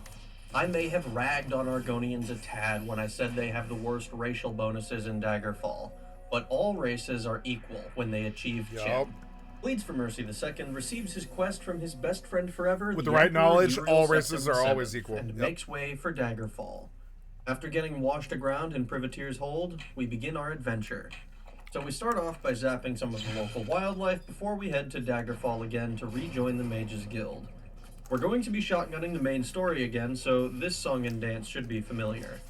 We get to level 2 and I decide to take out just one loan from Daggerfall, and this Kalpa cycle, we shouldn't be dodging collections mages that will no doubt be employed by Gothrid and his wife. No, instead we're going to do something that almost no Daggerfall players ever do. We're actually going to pay back a loan. I know, shocking stuff going on here. Just keep that in the back of your mind as we go through these quests. So we take out our loan, exactly 50,000 septims to use. 50,000? Really needing them the way that we did before. I don't intend to be hunting Daedric artifacts and will be gaining at least some levels from casting spells during dungeons, but we do want to use the Spellmaker for obvious reasons.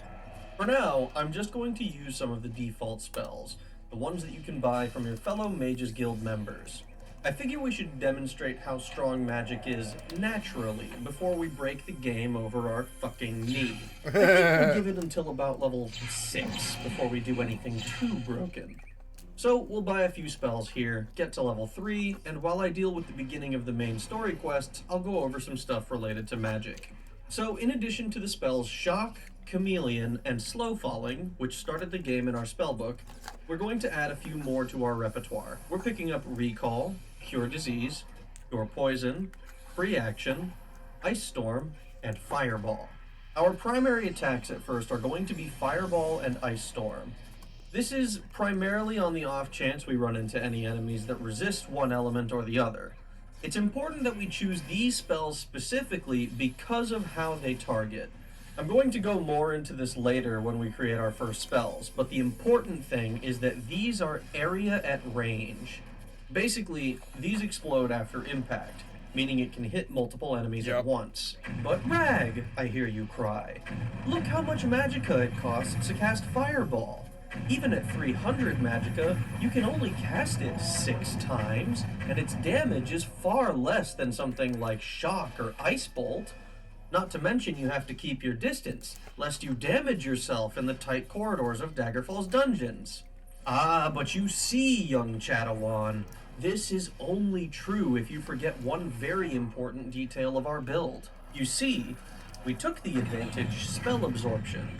And that means not only will we avoid damaging ourselves if we are hit with our own spells, we'll get refunded the magicka spent to cast it. This is true of Oblivion this too. means that we can spam any destruction spells that use area at range.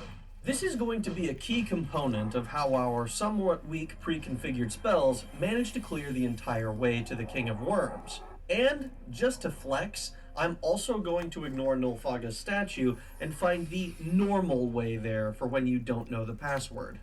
I'm actually glad that I did this because it sheds a very important light on what is going to end up being our biggest weakness. Silence. Every single one of the spellcasters in here wants to silence us, and as long as we're silenced, we won't be able to cast any spells. This is a problem, obviously, but not one we can't remedy with even more magic. We return to Obki and we're given a pair of magical gloves. The spell. Now, normally, I would just take these to the Mages Guild and identify them, but that sounds like a pain if I have to do it every time I find a magical item. If only there was something I could do about that. Now we've gotten the very beginnings of our journey out of the way. We're going back to the Mages Guild to get our level 4 so we can blackmail Lord Castellian again. While we're here, we're going to pick up our first few custom spells. It's time for Wizardry 101 with Professor Pleads for Mercy. Daggerfall has 5 ways for a spell to target. We went over area at range when we talked about Fireball and Ice Storm. Shock, our starting destruction spell, is an on-touch spell. This is effectively a melee spell that will hit one enemy who is up close to us. A good choice if you're strapped for magicka, but limited in how useful they can be. We zapped a few rats and one of Lysandros' ghosts when we came to the city. Second are the spells that are single target at range. If you watched the last challenge, you might recognize the Ebony Blade's Far Silence effect from here. A little better, but it's pretty easy to miss even at mid-range when you're trying to dodge enemy attacks. Then there are spells that affect an area around the caster. I tend not to use these very often, personally, but they can be a good option if you're looking to make a battle mage who doesn't want to be stuck touching each of his enemies. And finally, we have caster only. These target the caster themselves. Duh. This visit, we're going to be making spells from 2 different schools. We're going to start easy. Restoration is an extremely useful school of magic to have access to. It is. First of all, my favorite. This is where our bread and butter ability, Spell Absorption, exists. Oh, If, yeah, for Spell some Absorption, reason, huh? You decided you didn't want to take it during class creation, and RNGesus has not blessed you with an enchanted item, this is the school the effect belongs to. Not to mention, this is where all of the stat buffs are. Feat of Notorgo, Wisdom, Nimbleness. All of these are buffs to our different stats. All useful, but unfortunately, you can't fortify stats beyond 100. Then of course, there's the bread and butter, healing. Heal is a worthless spell effect, at least for your hit points. If you're going to be using restoration for healing, Restore. The effect you want to use is regeneration. Take a look at this. This is the magicka cost for a custom heal health spell that will restore Pleads for Mercy II to full health one singular time. 158 magicka at our current level. Absolutely ridiculous. For that much magicka, Regenerate will restore Pleads for Mercy II's health 52 times over. Now, it's important to understand that this works in rounds. A round in Daggerfall is about 5 seconds long. If we take damage, we're not suddenly going to be at full health again instantly. But at the start of the next round, it will happen automatically, provided we didn't die. If you've happened to see my HP tick up from the rapid regeneration advantage we took, it's effectively the same thing, but at much greater magnitudes. The other big thing that the School of Restoration allows is free action. This is a real now, mage. If you've never been paralyzed They're in rare. Daggerfall because Real you're mages smart are and rare. take immunity to it, you won't know that paralysis It's like lasts for a long fucking time. Real mages, I know because I kind of am one in a way. Like real mages, I'm a healer mage. Real mages are fucking rare. They spend most of their time thinking about stuff like this, like that resolves out kind of like a Magic the Gathering game. Yep. That said, while you aren't able to swing your weapon or move while paralyzed, you can cast spells. And generally speaking, free action is what you're going to be casting. Free action will give you immunity to paralysis for as long as the effect lasts, making it invaluable when fighting spiders, scorpions, ghosts, and other spellcasters. Now, important note. The cost of these spells will actually matter to us. As they aren't destruction spells, we won't be getting back the magicka spent to cast them. This makes it important for us to carefully consider which spells we're even going to be creating. In this case, I'm going to go with a regeneration and free action spell. This will allow us to be immune to paralysis for long periods of time, while regenerating any damage we manage to survive.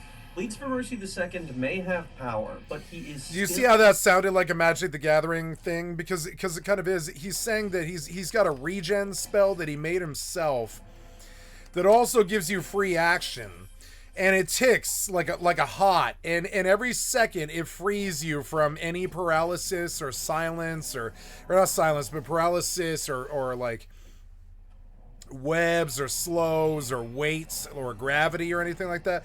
It just free actions you so you can move, and you cast it and it just keeps ticking in every 5 seconds. It frees you, and that's actually amazing. That's real casting. That's what's missing from WoW, stuff like that. Still extremely fragile for now. Skyrim and So Oblivion how do are we good make like a that spell too. like that? They've got good stuff First, like that. We'll select our regenerate effect. Well, Oblivion more so, What but does yeah. any of this mean? For this effect, we can choose a duration and a magnitude. The duration is determined by these 3 numbers. This stuff that he's talking about, spell making, that's my main interest in Oblivion. I don't care about the content or the quests or anything like that. I just want the spells and the abilities and the money to begin to theory craft these crazy free action spells. Not free action, but like crazy like magnitude and AoE spells and stuff to do crazy things. With my modded Skyrim playthrough, eventually I get spell making, you know, as I go further. And with the right mods, like the Ordinator and the Apothecary mods and the spell casting mod, I forget the name of the spell, the Arcana Arcane, I think it is. One of the mods gives you like another 300 spells. 2 of the mods give you like 600 more spells. Maybe old school Oblivion is actually what I should play as opposed to the remaster, because you can't mod it. But with old school Oblivion, you can mod it like perfectly to have like all these crazy spells that do all these crazy things. But the problem is the combat sucks. It sucks even compared to the remaster. It's horrible.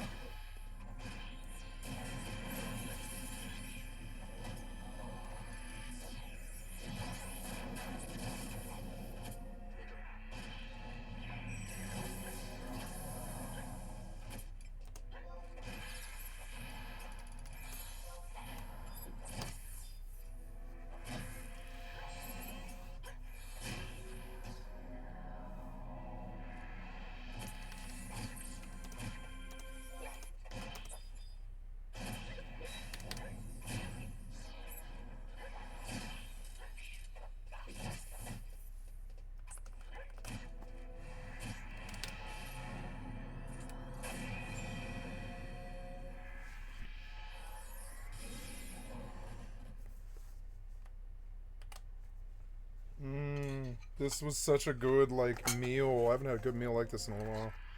Fucking so good.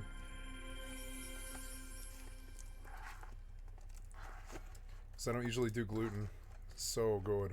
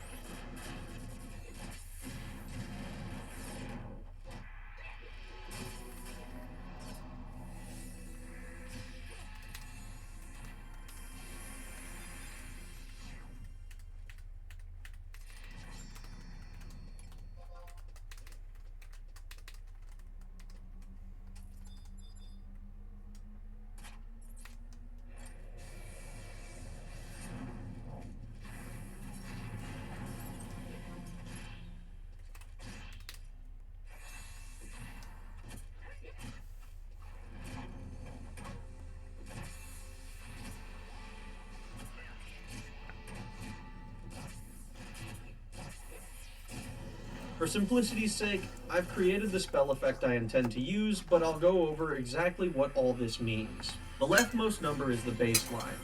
At 2, the spell effect will always last for 2 rounds before going away. The next 2 numbers are actually why I love this system so much. At 10 per 2 levels, the spell lasts for 10 What are rounds you longer doing? for every 2 character Stop. levels. So when we cast this spell now at level 3, it will last for 12 rounds, or 60 seconds. Once we get to level 4, it will last for 22 rounds, or 110 seconds. Then, at level 6, 32 rounds, and so on and so forth. Essentially what it means is that the spell can scale up with you as you get stronger. A feature that, as far as I'm aware, is unique to Daggerfall in the Elder Scrolls series. Now, we've only covered the spell's duration, but it works exactly the same for its magnitude. The only difference is that instead of selecting a single number, we're choosing a range. The 1-to-1 section means that it will always heal for at least 1. And then we've chosen 12 to 12 per 1 level. That means that currently, at level 3, The spell will heal Pleads for Mercy for 37 points every round. Put it all together, and we've got one kick-ass heal spell. 12 turns of healing 37 hit points, which is more than our current maximum. We're not quite done. Let's add our free action effect as well. For simplicity's sake, I made it the same duration as our regenerate effect. Alright, and that's our first custom spell done. You can see in the bottom left what the casting cost of the spell is. This is how much magicka it costs. Not to be confused with spell cost, which is how much gold you're going to need to pay if you want to make it. I swear I get those confused all the time. It's actually so embarrassing. Hopefully my explanation of how the system works made sense, because now we're going to apply the same information to our second spell. This time we're going to be using the School of Thaumaturgy. This is the school of magic that would eventually be dropped in favor of conjuration. Thaumaturgy has a variety of effects: charm, detect, identify, levitate, pacify, spell reflection, spell resistance, and water walking. We won't really be able to highlight this school's strengths until a little bit later. We're just going to be using identify for now because it only uses chance, as there's no need for a duration or magnitude. Chance is always just a percentage.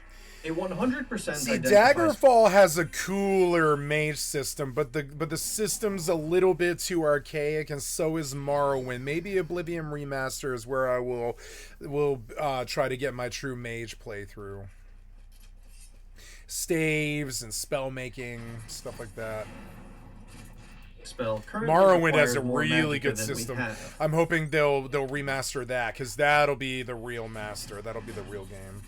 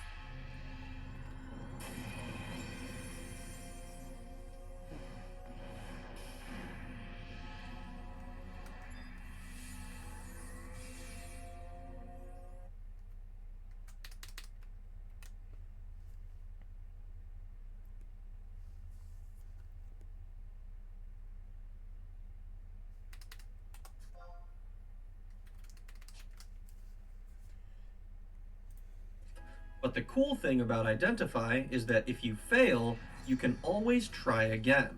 Failing to identify doesn't destroy an item. If you want, this means that you never have to pay the Mages Guild identifier ever again. A single cast of the spell lets you attempt to identify any number of items, and it'll tell you how many you successfully identified, so it's okay if it's a little on the expensive side. I made it 10 plus 18 per 2 levels, so that when we get to level 10, it'll be 100%. But, in the meantime, it'll be a bit of a crapshoot. Not that it's going to matter much, since we can just rest and try again if we really want to. Wait, hold on, you might be saying. If all of the spell's effects, its chance of success... This has renewed my interest in Oblivion Remaster, because I didn't think about it, but you do get spell making at the Frostfire Crag, and like I can make such cool spells that do interesting, weird things, like sleep them or enslave them to fight each other. I can mix weird ones like Mass Enslave, where they all just become my minions, and I can use that pack to fight the next pack or whatever, which is cool shit like that I've been looking for in all these games. I think Skyrim's got the best thing. Well, no, I think Oblivion Remaster actually is the best because it's got spell making. Skyrim doesn't have that. Morrowind is too old. Non-remaster Oblivion is too old. But Oblivion Remaster actually has a really good spell-making system that I want to screw with quite a lot, you know? It might be very fun.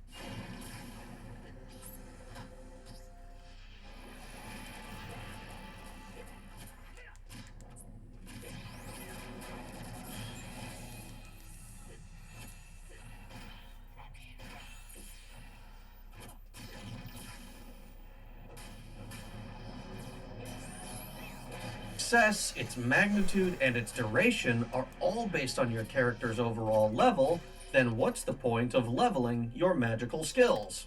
An astute observation. The thing that leveling your magical skills does is reduce the cost of spells within that school. A fireball may cost nearly 50 magicka now, but once our destruction skill reaches 60, it will cost a mere 40, and that number will continue to fall all the way until our skill reaches its maximum amount. Alright, equipped with our new spells, let's do some more main quest stuff. We're gonna visit Obki and get told to visit my favorite hole in the ground, Castle Necromogan. This time, we'll remember to set an anchor inside the castle as well. We kill some werewolves and get to test our new healing/free action spell. Enemies are not even close to a problem. Hit them with a few ice storms and they all go down pretty easy. We find a magical cuirass that I identify later as a cuirass of shocking. Neat, but not really useful. Well,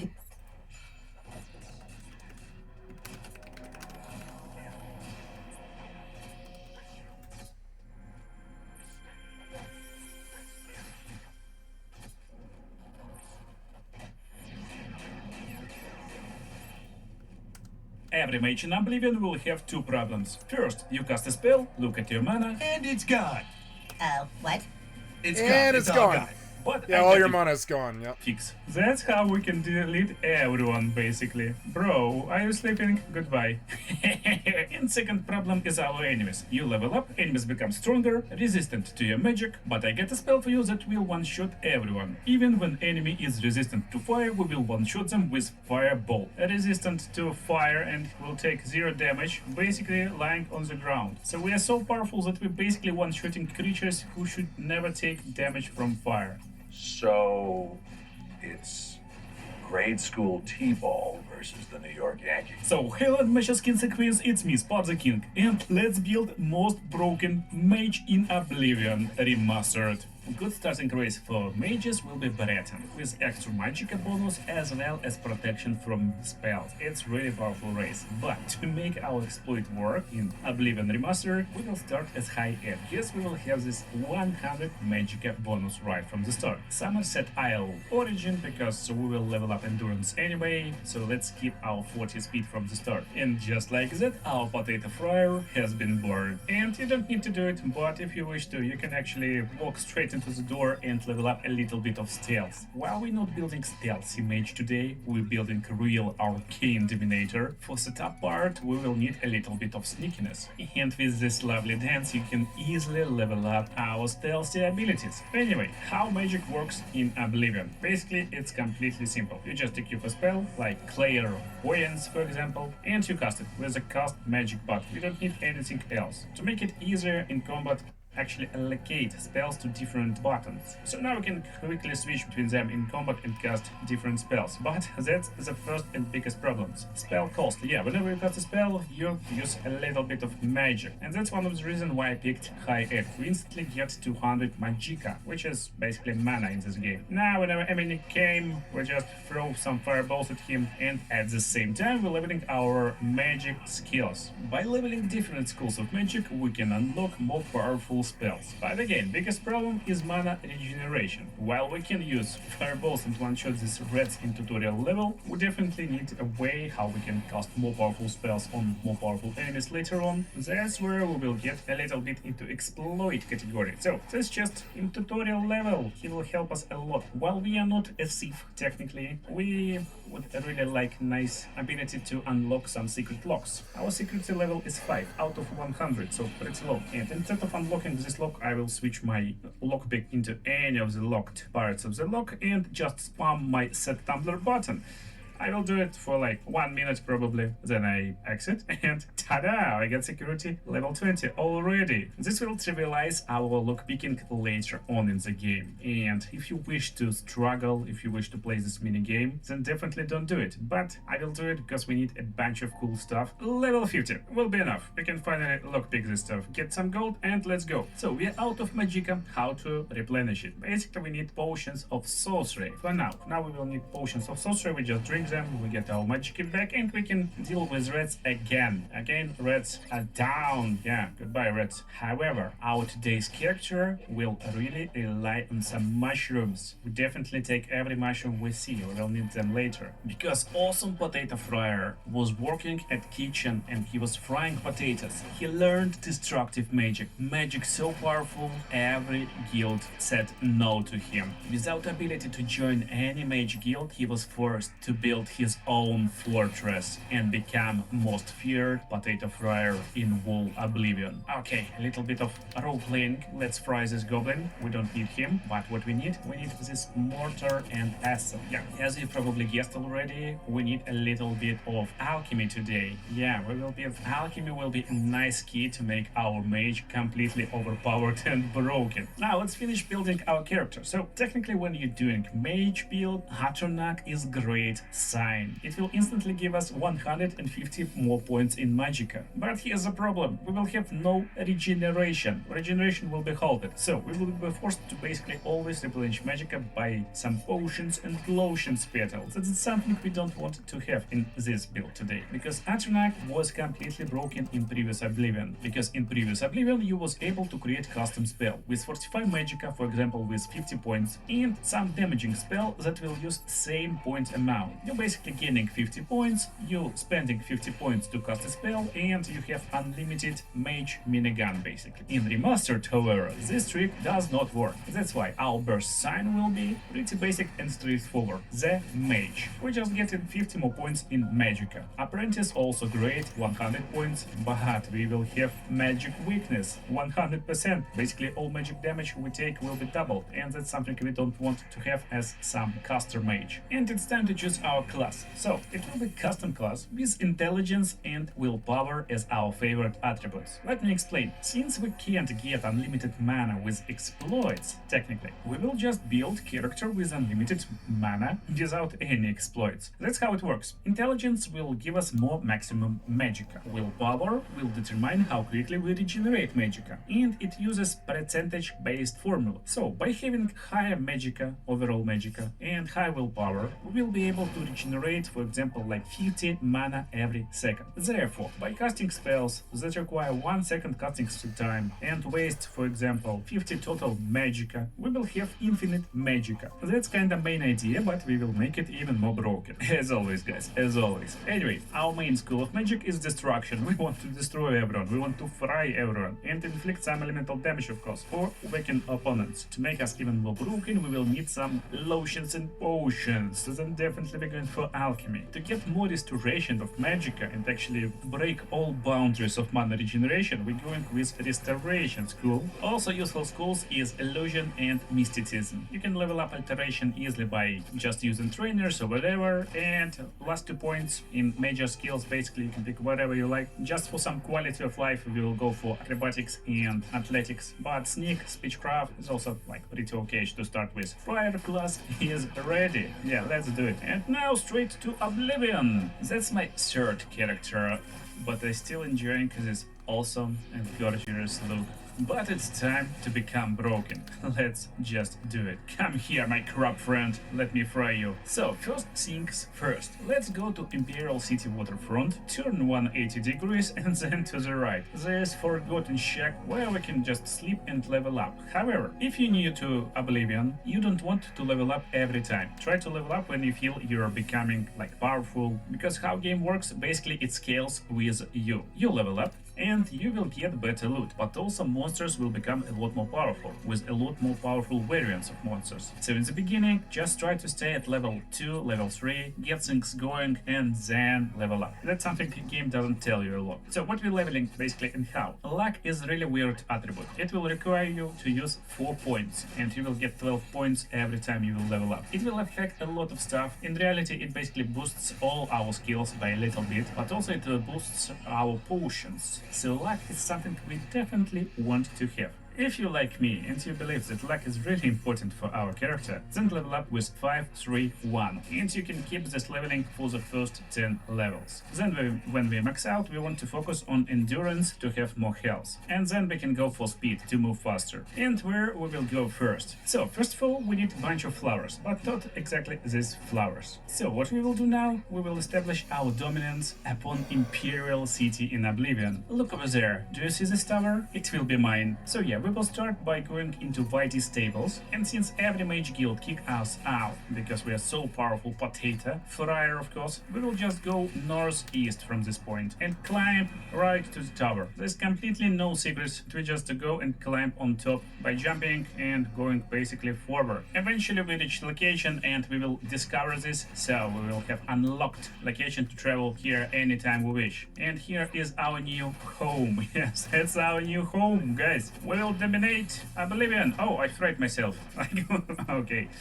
This place called Frostcrack Spire, and here is what we can do here. Basically, when the weather is a little bit better, we have a nice view on Oblivion, Imperial City, but now we will just go into inside. We need nice ability to unlock locks, and yeah, we got this ability since our security is insanely high. That's why we need to level up security a little bit. Here is a frozen hand with some memories of this place, basically. You don't need to read it, you can just take the book and see how magic goes. Some crazy stuff starts to happen, and we basically getting the secret door unlocked. And you know what? If there is no owner right now, then we are the owner.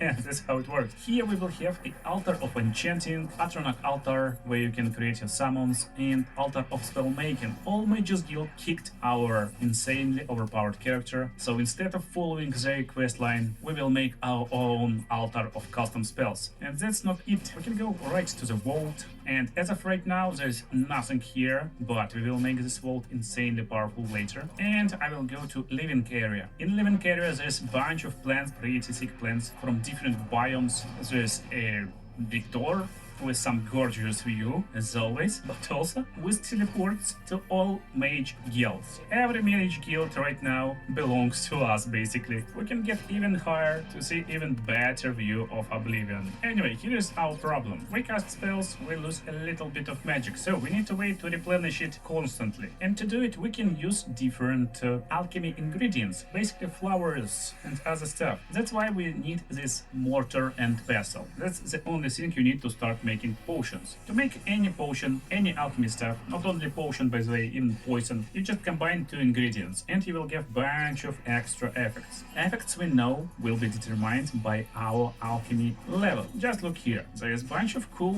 ingredients which will have only positive effects, but a lot of them will have negative effects. So when you're good in alchemy and you use Dragon's Tongue, for example, you will not only have a resistance to fire, but also you will damage your health if you make potions with Dragon's Tongue. So if you want to make potion that will give you resist fire, you need to find ingredients that will give you resist fire, and if they damage health, then you need to find another ingredient with heal health, basically replenish health. There's filters for all effects, and what we want to have, restore magicka, for example. Now that's our ingredients with restore magicka. We are two of them, and we just call this a restorator, and just spam create button. We get bunch of them, and this instantly level up our alchemy skill. We will need high alchemy to be able to use better inventory and to have more and better potions. So just spam some fireballs and then spam some potions. And you can use a total of 4 potions at any time. So we just need to make good potions and we get this restoration. So even right now, if I use fire spell, I will replenish mana faster than I'm losing it for next 20 seconds. That's kind of our initial setup. But let's do a little bit of work on ourselves and become insanely powerful. In town of Skingrad, you can just go outside, jump down, and there's a bunch of farms. Here you will always find a lot of plants.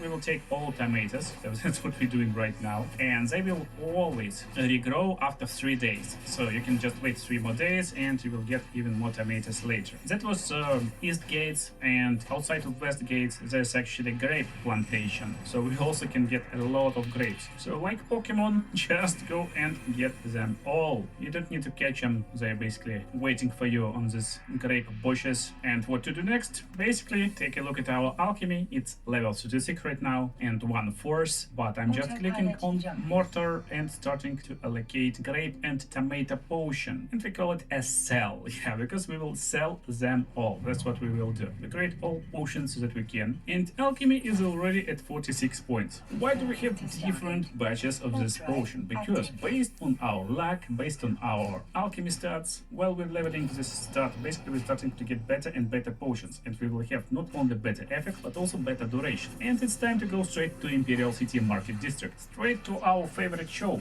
Mystic Emporium, our lovely friend, Alienware. I don't know what they done with her, but we can buy a bunch of stuff from her. However, what we want to do, we want to sell all our potions that we just brew. By doing this, we will get a good bit of gold, just enough to make us starting. However, what we actually want from her is these letters or scrolls. Basically, we will be able to unlock all rooms in our Frost Crack. They cost a little bit more than we can afford right now. But this will change basically right now. Let's get back to our abandoned shack in Waterfront and do a little bit of sneaky stuff. So we need any container like that. We need to open 2 inventories, so this will work. And why do we need to harvest all tomatoes and other stuff when we are so powerful mage? Basically, what I will do right now, I will put 1 tomato inside barrel, and it's mundane barrel, if you know what is mundane in RPG games. And then I'll just pick something with a big stack. For example, lockpick. I drag and drop it to the right side, choose how many, like drag it left and right, and then accept. They not on in the barrel, because you know, tomatoes is mundane tomatoes right now. They are multiplied. What I actually want to do, I want to multiply my lockpicks. I want as much lockpicks as possible. Therefore, I will just add tomatoes here towards 1 lockpick and get this lockpick back and do it basically a few times. Now we get 106 lockpicks. Funniest part, you can basically do the same stuff just with 1 item, so you can use 1 lockpick. On the right side, we drag and drop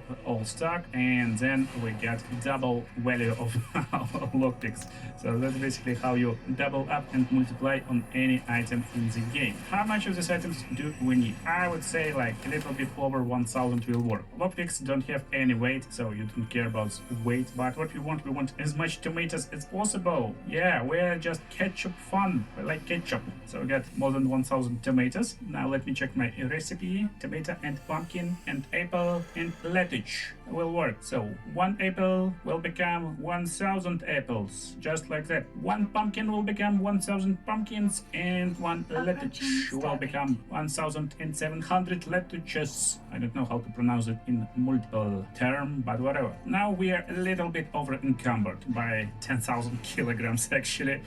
Anyway, let's melt some vegetables. Let's create these potions and lotions. And as you can see, they're starting to cost a lot more every time we level up. So we level up, we're getting higher power of this potion. We're getting higher price of this potion. Be careful though, because when you are so encumbered, you can't fast travel. So I will speed footage for you. And what we're doing here, we're basically walking straight to City Market District on our foot and casting some restoration spells along the way to level up restoration. Now we sell all the potions. It will take a lot less time, but we're getting a lot more richer. Oh, our potions so good, they cost almost 50 gold each. And Oblivion traders got the same rules. Basically, they can buy as much as they have gold, but gold is basically unlimited. So we just need to make sure we're selling no more than 2000 gold in 1 batch. So forget all these apples, we don't need these potions no more. And just like that, we probably not only most powerful mage in all Oblivion right now, but also the richest one.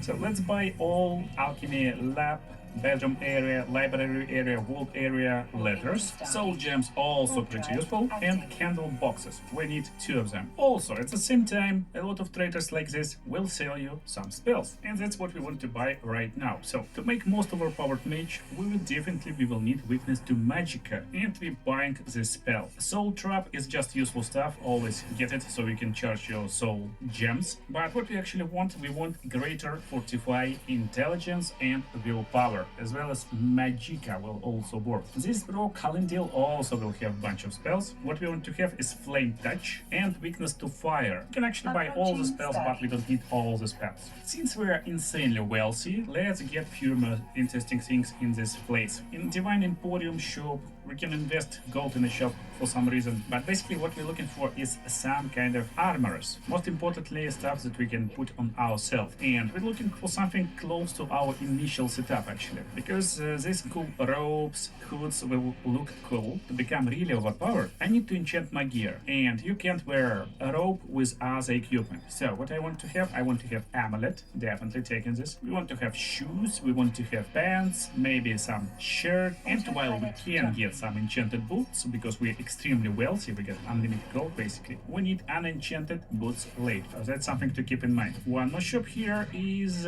Edgar's discounted spells. Yeah, we got unlimited gold, but it's also nice when we get something cheap. So what we're looking for is Fortify Magicka. Yeah, this is a spell. And in Rinder's stuffs, we can buy some stuffs, but again, we don't need any stuff to make our mage extremely powerful. We can buy different inventory to use in alchemy. There's Alembic, Calcinator, Retort, and we already have Mortar and Pestle. Now let's get back to our house. Since technically we don't need these alchemy instruments, but if you're not doing any glitches and you don't have money yet to unlock full potential of this awesome place, then you definitely want to buy it when you're leveling your alchemy. But basically, candles that we bought will be used at Altar of Enchanting and Altar of Spell Making. Now we get our own altars. They're looking bright and cool. But also by buying everything for our place, we get a bunch of soul gems over here, and we can actually get a retort, calcinator, and all other stuff over here. In our vault, we will have a bunch of chests with not a lot of stuff, but we can use them for duplicating. Also lots of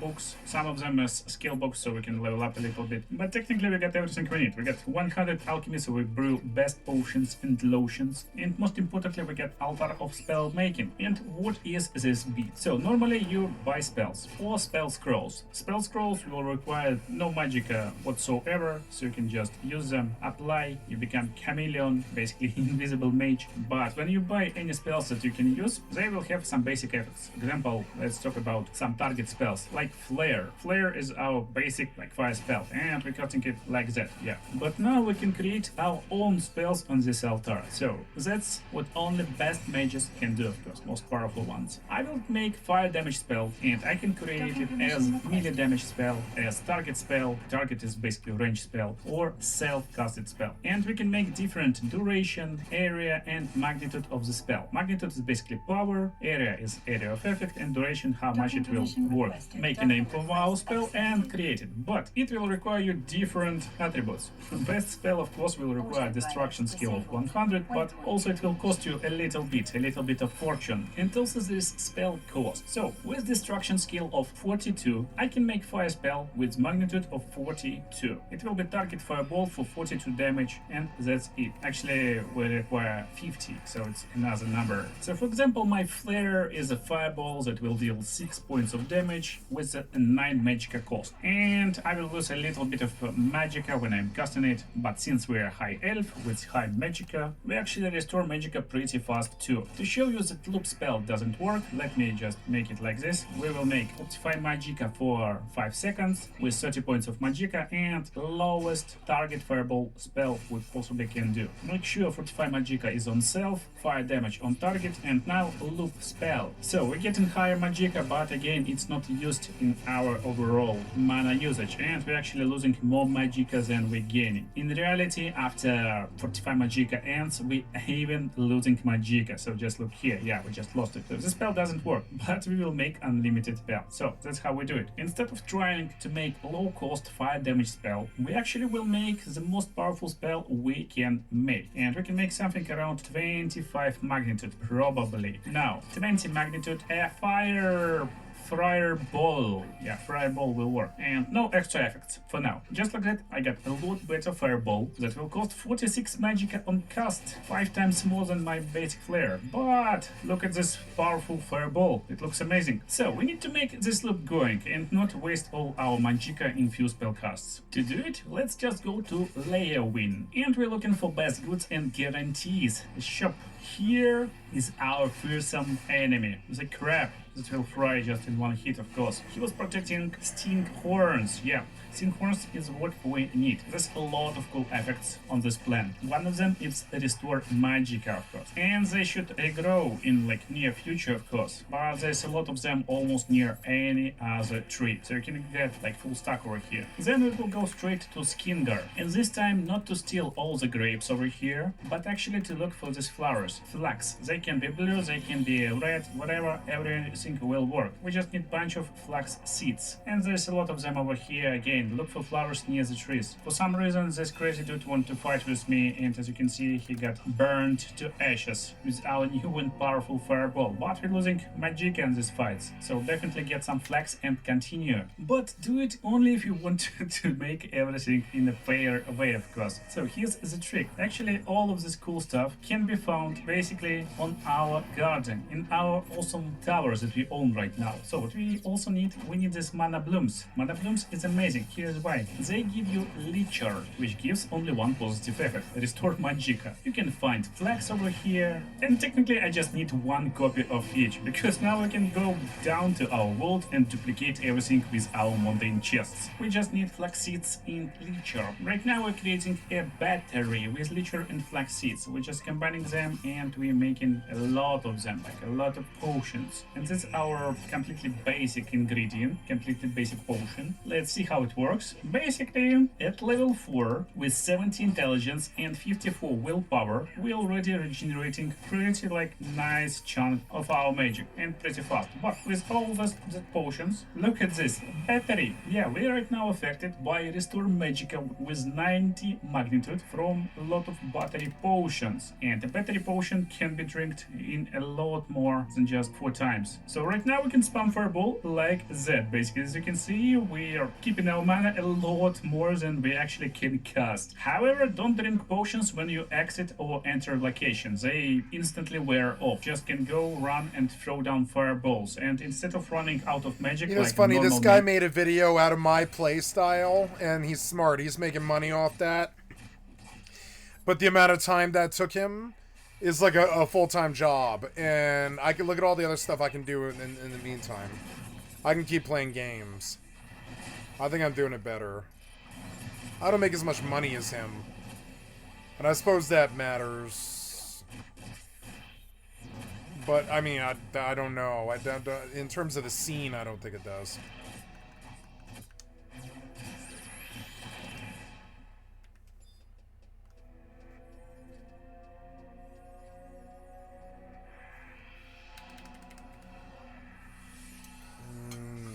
Sagna. This was only $4 too, this lasagna. Is this like a single person's meal?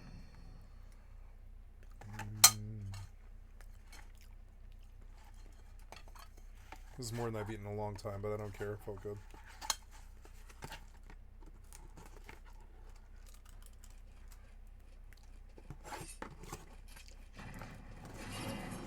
Too much lasagna.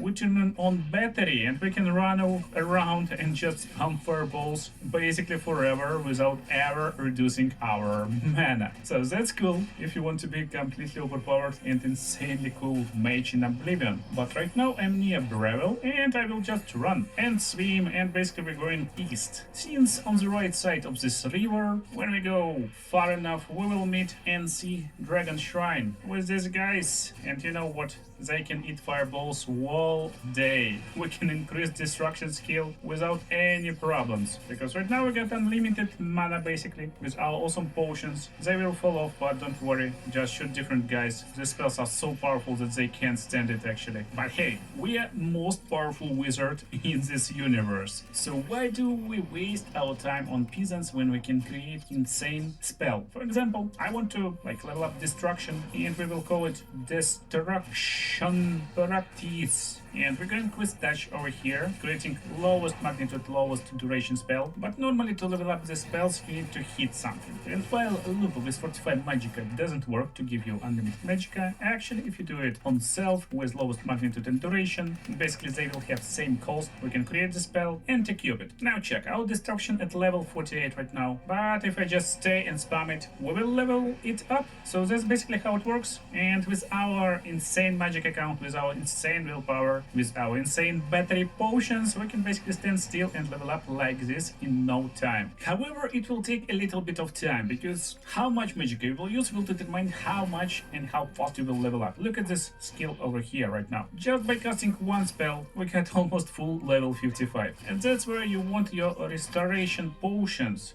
Battery. Create some spell, but with highest cost, and you will be able to level up to 100 in no time. And we are mastered our destruction mastery, yeah. So what's now? We're basically most powerful mage in the universe. And normally in Oblivion you don't want to level up again, but we are so powerful that we can easily do it, because after leveling we will create the most powerful spell in the universe. So again, our main idea is to level up willpower and intelligence, and we max out these two stats at level 14 with this build, with luck around 57, with 50 plus endurance, and we're starting to leveling speed from this point. When we level up, make sure to watch around, because you will start to meet apprentice, pestilent, mortar, and not novice, as well as other apprentice parts for our potion brewing, because with apprentice stuff we will be able to create high magnitude potions and lotions, but honestly we get insanely powerful potion and lotion already. So look, full build without any gear, so we're basically without any gear right now, we'll have around 400 magicka, and that's kinda the trick. So willpower and magicka works like that. The more magicka you will have, the higher your regeneration will be. And technically you're already seeing how fast our regeneration when we're not casting our spells. So normally in combat with this build you will be able to go and cast your spells and you will have no problem at all. We will almost instantly regenerate all our magicka that we need. But when we need a little bit more, we just spam our potions, lotions, and we can cast even higher spells. Magicka not even going out. And don't forget, we're using the spells, we will not only start to deal more damage. This was a really easy, mindless party that got me like 2 whole levels or something like that. Yeah, I'm 61. 12,196. I'm 61 now. Fucking dope.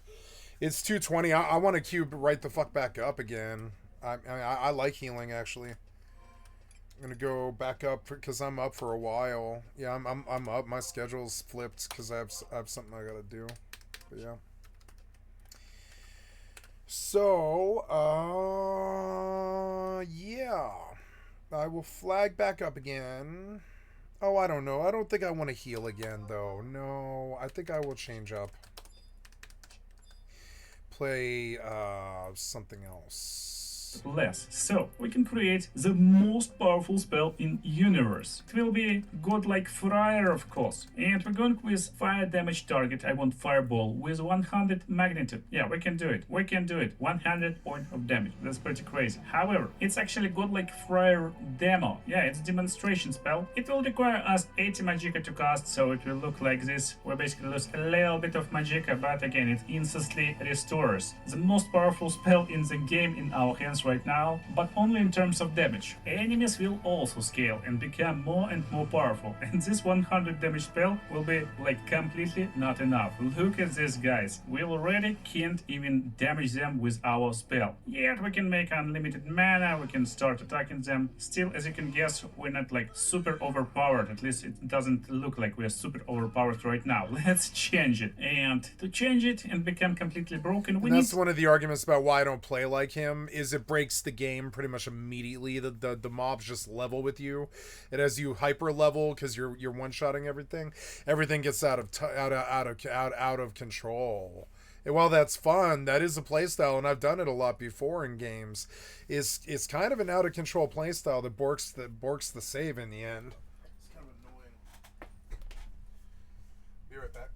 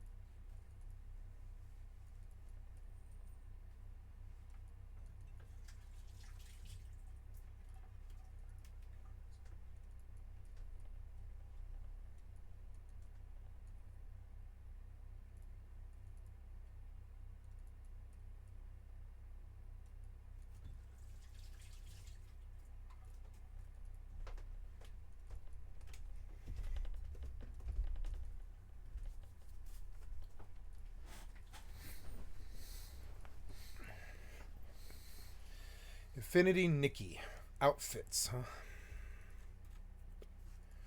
Now I loaded Mortal, but you didn't do anything. Oh no, there you go. I maybe shouldn't have. I'm gonna have to do all the settings probably, and it's gonna blast me here in a second with loud noise. To go back to Skycatlive and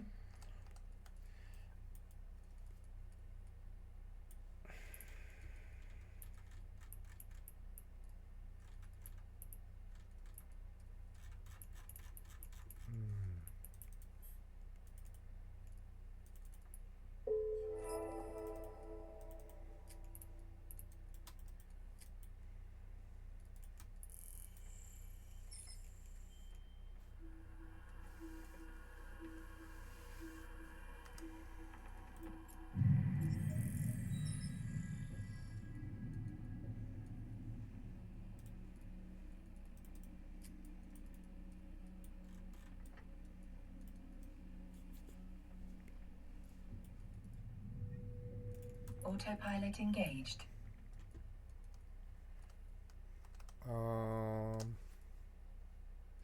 Let's get my 76 daily. Warp drive active.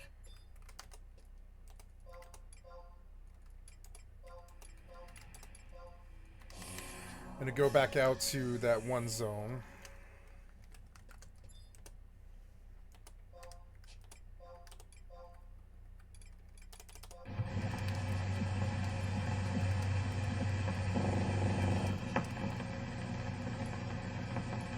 Yes, I got some wind crystals in there and stuff.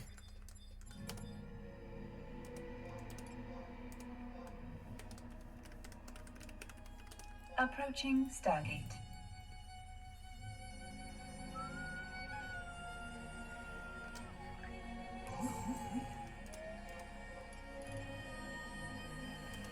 Dark Cluster, Batwing, Batfang, Wind, Wind,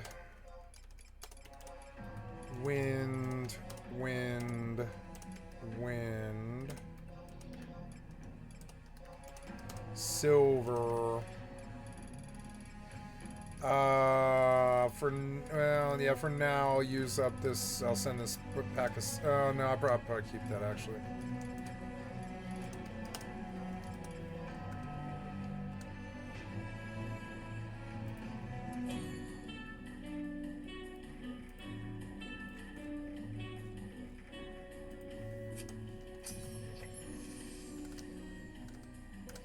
Autopilot jumping.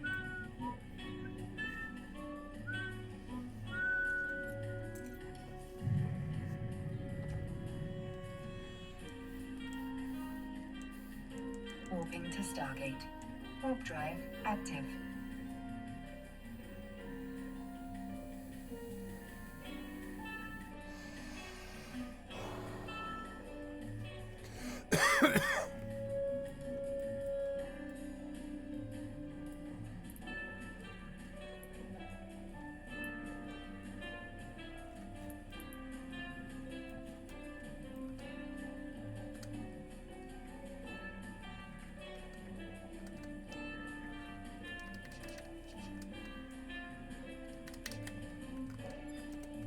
Approaching Stargate.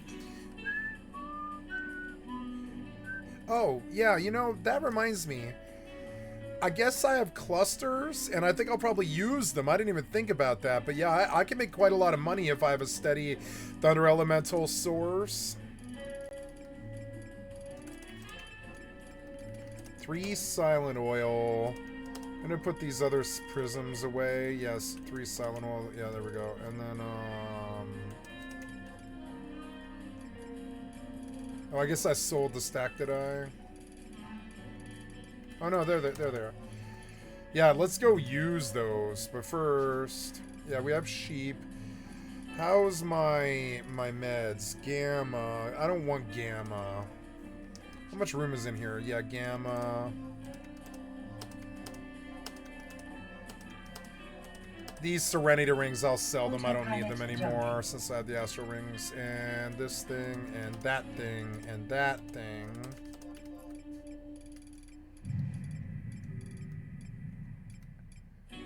The Empress Band, I've got to charge it before another whole week goes by. God damn it. Drive active. Yep, looking good, except for I want to see what Marlboro Vine stacks go for. I guess I should check the price of gold and just see if it's profitable, because I'll dump a few 100,000 gil on that, even if it's just for like 30,000 gil. But first, we're going to take a look at clusters here. And I'm going to take a look at disenchanting silver rings and seeing what I can do with that. Because I have a steady source of lightning clusters now. There's a lot of money in that if you can descent things. Approaching Stargate.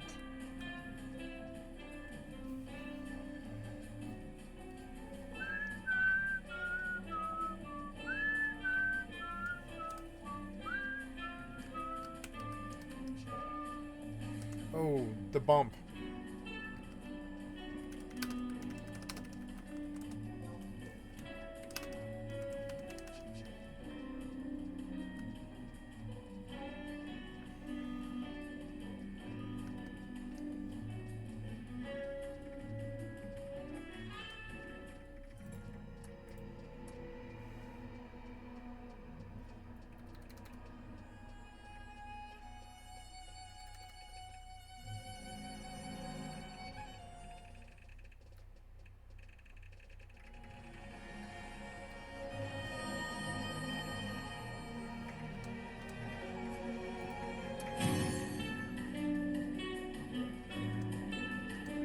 Autopilot jumping.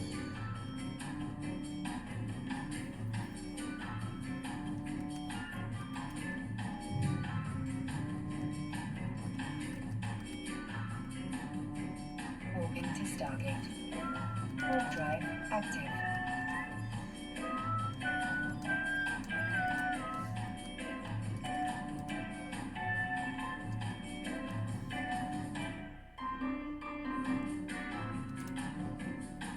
Oh, do I need a scroll of warp. Oops. Oh, no, I was going to do... Well, yeah, I want to get one anyways, yeah, and recharge my ring.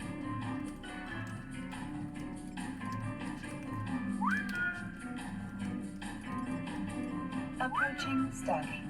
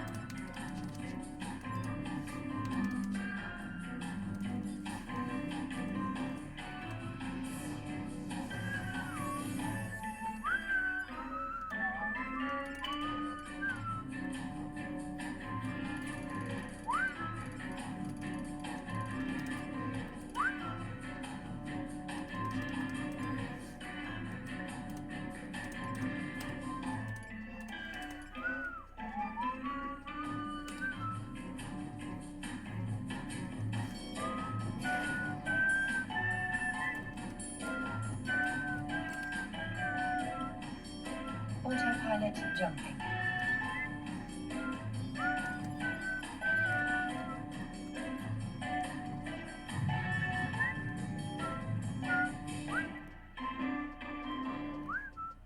Returning to station.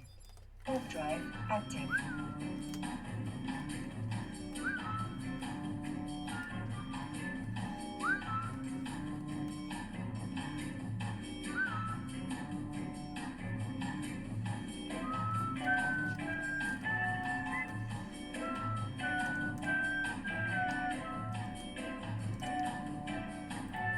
Approaching station.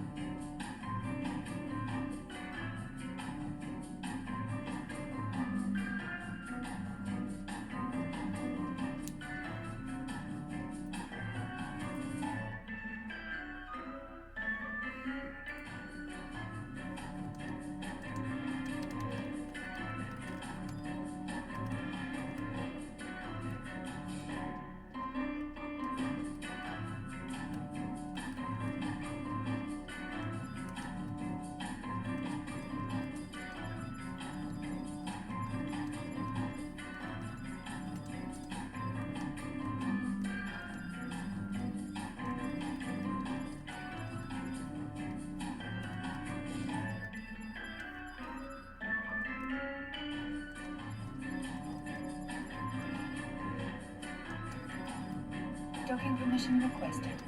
Docking permission requested.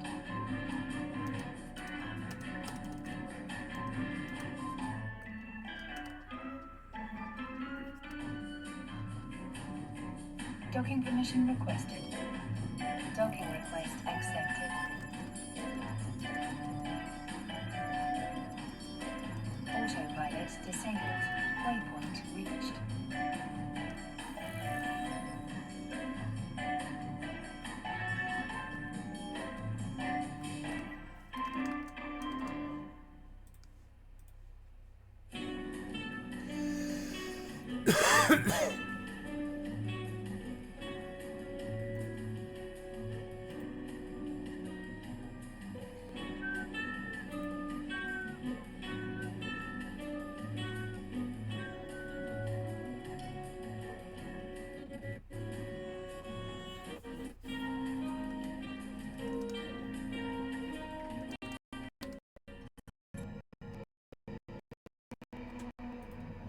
Oh no, you didn't crash my computer, did you? No.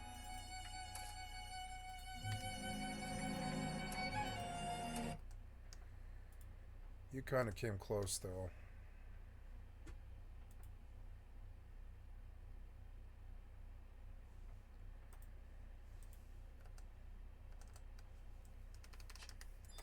Can't believe I died at Norg. So goddamn dumb.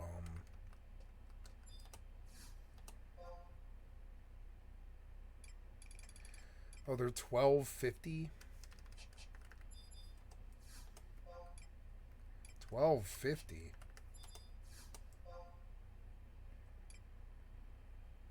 $12.50 times 12.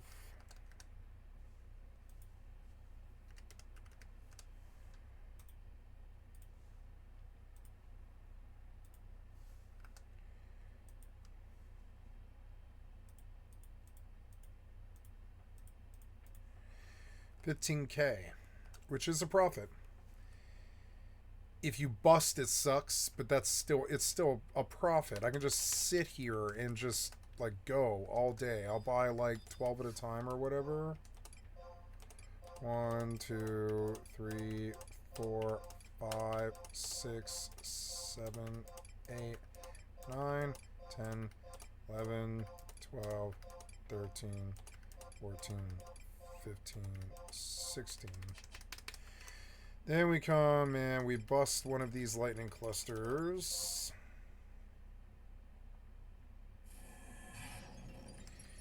And we begin to descent silver rings.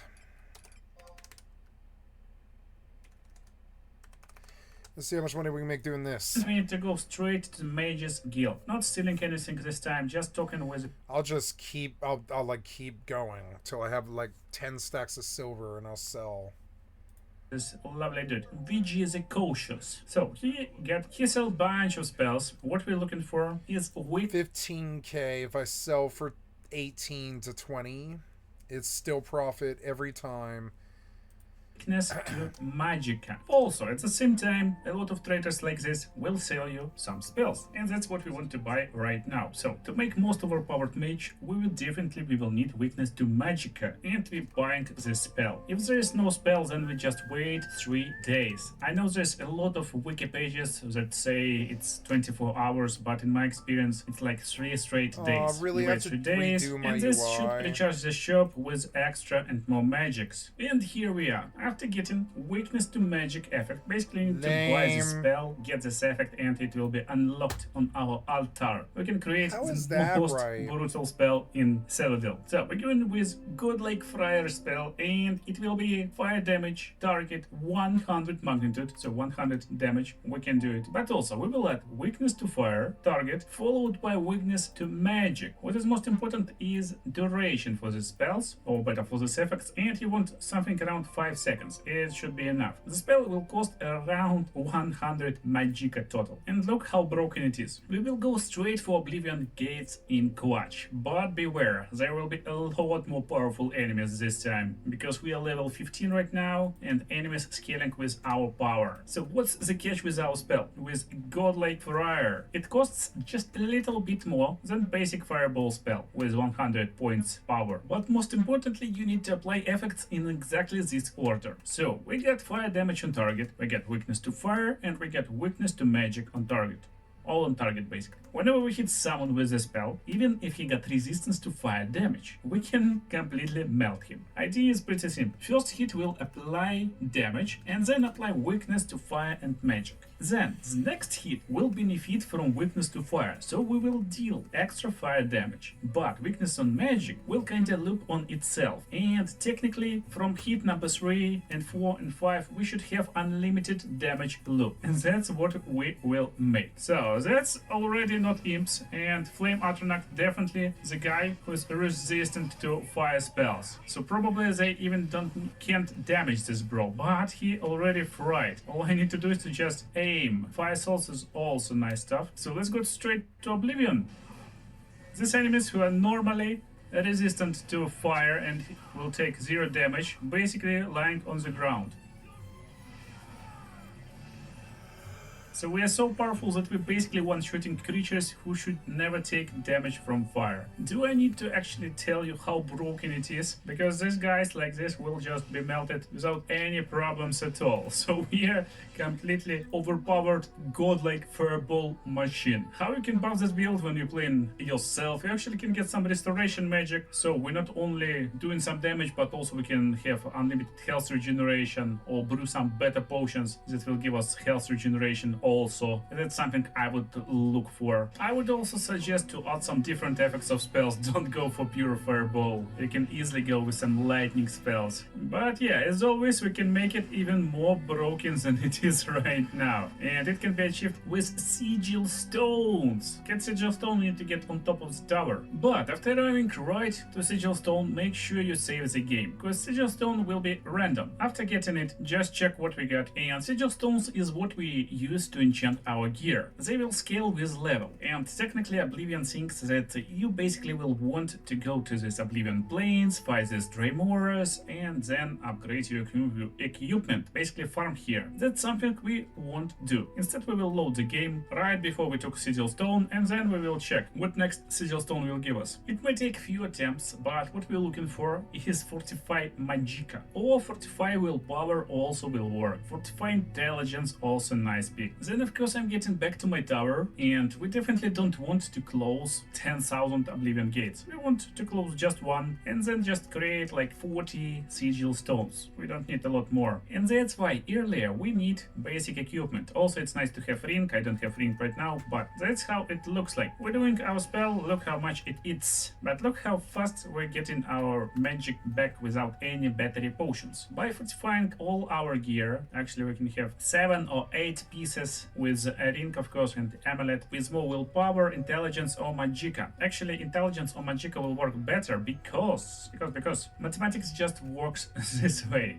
The more you have, the better regeneration we will have, and by keeping all stuff on us. Look, we're doing the spell, and then look how fast it recharges without any battery potion. In a hard fight, of course, you want to spam all potions, and you will just never lose any magicka at all. You just go, you spam, you have some fun. Want to create really crazy magic, just go with area damage. Same for weakness, and same for weakness to magic. It will be a little bit more powerful spell, but to show you how broken it is, let's create one more, and we will create spell with like some area, but with lowest magnet. Our magnet right now is just 5, so it's like insanely weak spell right now. Our damage is basically 3 points. Let's do like 5 points of damage, but we get this weakness to fire and weakness to magic stack. Look how it works. A loop, I call it a loop.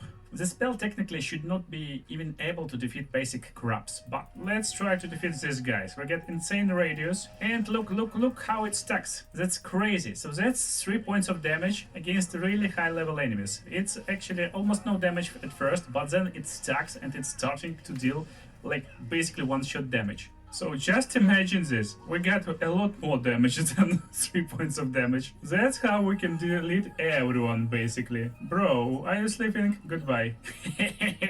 I don't know, they got no chance. While I'm having unlimited mana and one-shotting every enemy in the game. Oh my goodness, it's so broken. So I hope you enjoyed the most powerful and broken mage build in Oblivion. Make sure to watch other cool videos on screen right now with most broken stealth archer build in Oblivion. So see you in the next videos.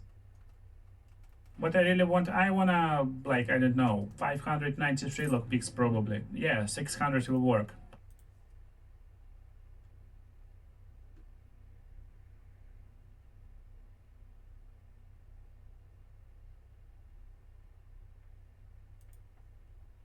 Choosing your attributes in Oblivion Remastered is a process of deciding which things you really want to do in the game and capitalizing on.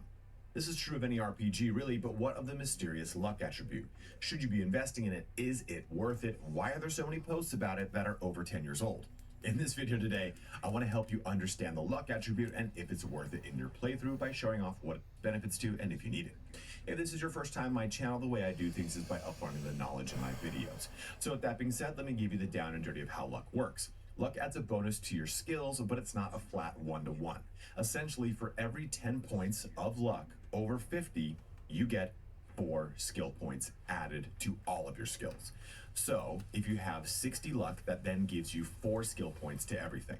70 luck adds 8 skill points, so on and so forth. There's an equation involved in this, and I'm just giving you the simple numbers. So if you were to have, say, example, 65 luck, you would have, I think it's 6 points to everything. So it's a percentage of your luck value. In addition, it'll affect minor things like stuff in the arena, a Daedric artifact's ability to hit, and whether or not a lockpick or hammer will break on failed usage. But that's it.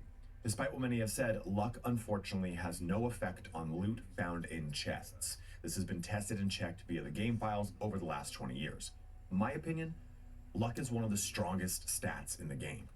But I also think it's a min-max power gamey stat as well. I've never intentionally built luck into any of my playthroughs, and I've skipped over it entirely in most.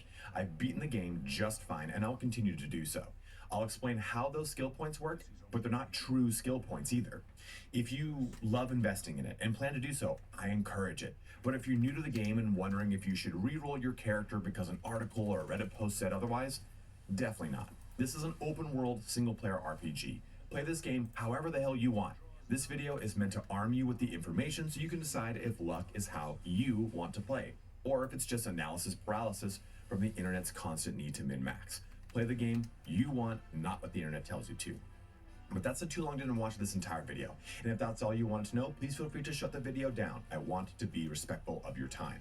You can also navigate to any part of this video that interests you the most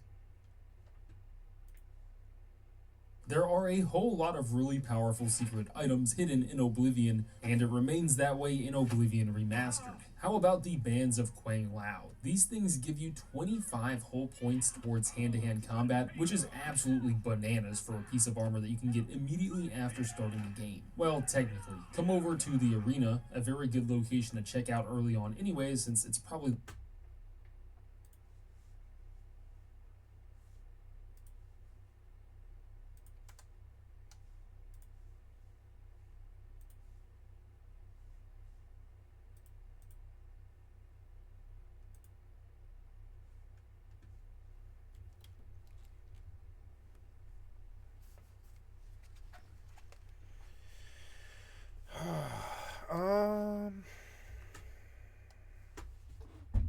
Yes.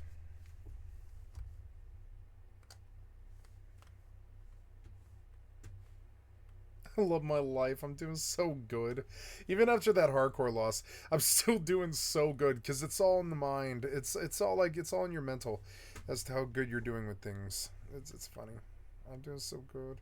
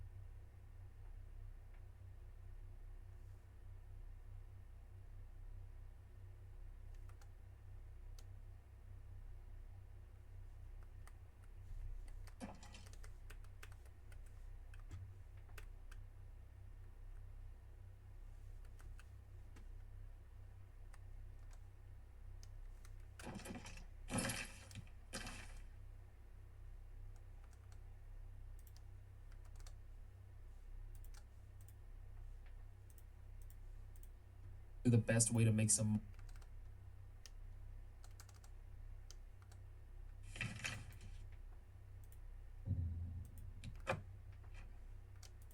money early on, as well as level up any combat skill. But head on over towards the right hand side before entering the actual arena, where you will find 2 NPCs sparring. If you take a minute and watch those guys spar, you'll level up your unarmed skill by 5 points, but off behind them in the corner, if you hide behind the pillar, you can lockpick the near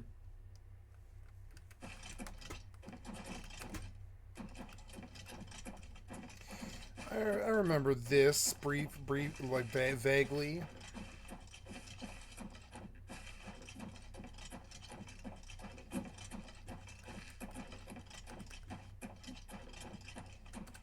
No talk. No. Sorry for...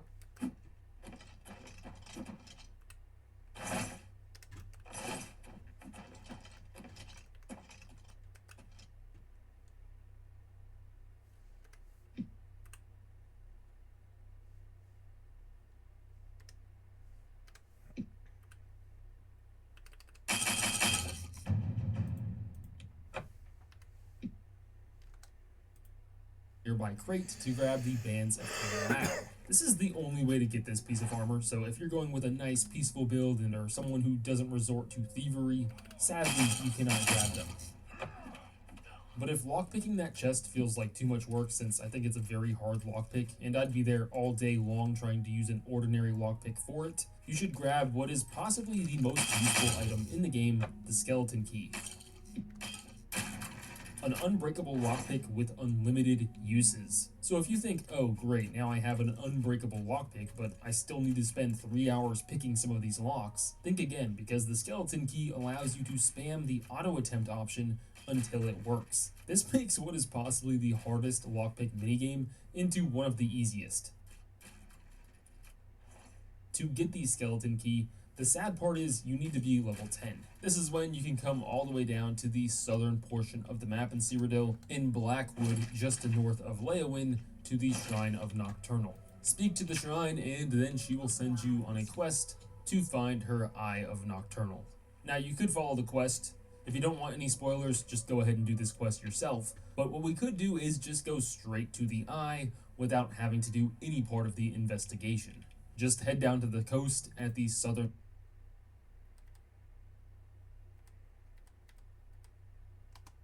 The sad part is you need to be level 10. This is when you can come all the way down to the southern portion of the map in Cyrodiil, in Blackwood, just to north of Leowyn, to the Shrine of Nocturnal. Speak to...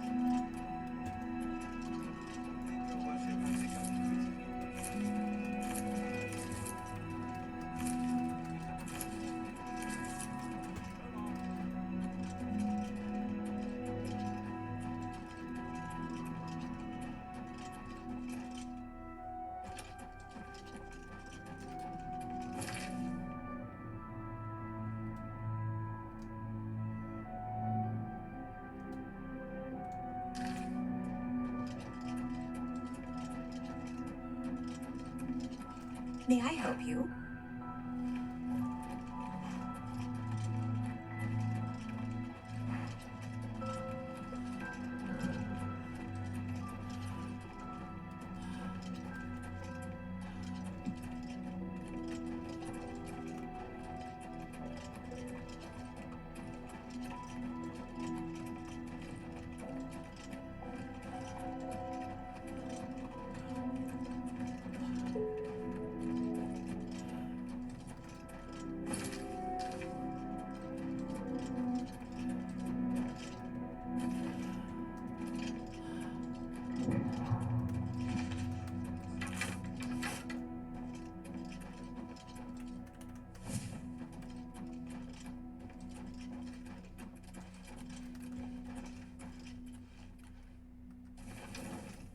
We seek what the I think that the ray tracing is really not implemented well, and I'm going to turn it off.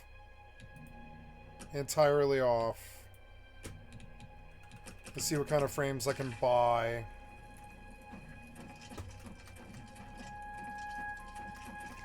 There, see better. Like, much better.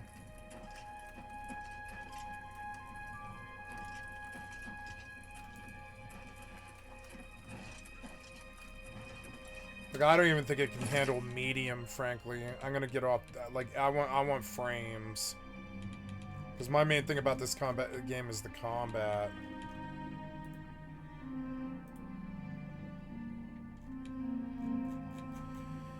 Yep. I'm gonna confirm, and I'm gonna save, and then I'm gonna reload. Like, the whole game. Because I think it's, like, kind of glitched a little bit. Let's see. I don't think it can handle ray tracing, and I think it's loading for it, and I don't want it to. Did you crash, or what?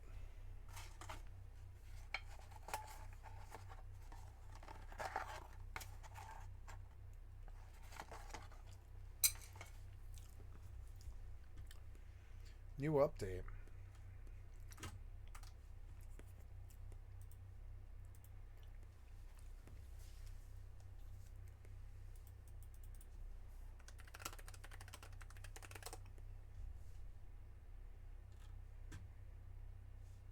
Hey, go back. I want to see that.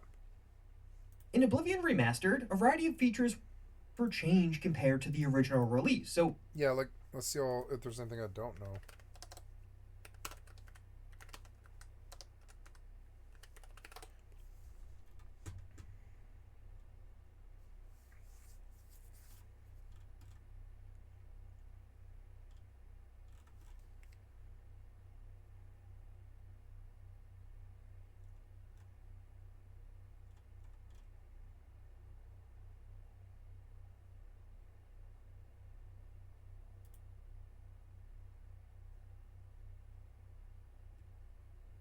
New bicycle vehicle, huh? New reward events, optimizations, and bug fixes.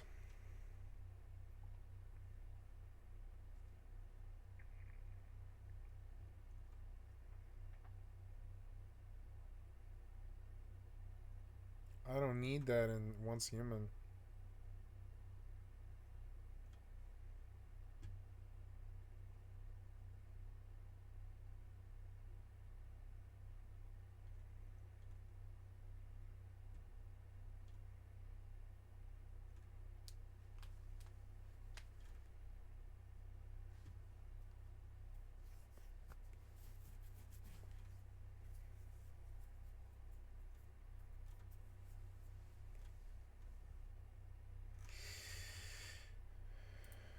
Yeah.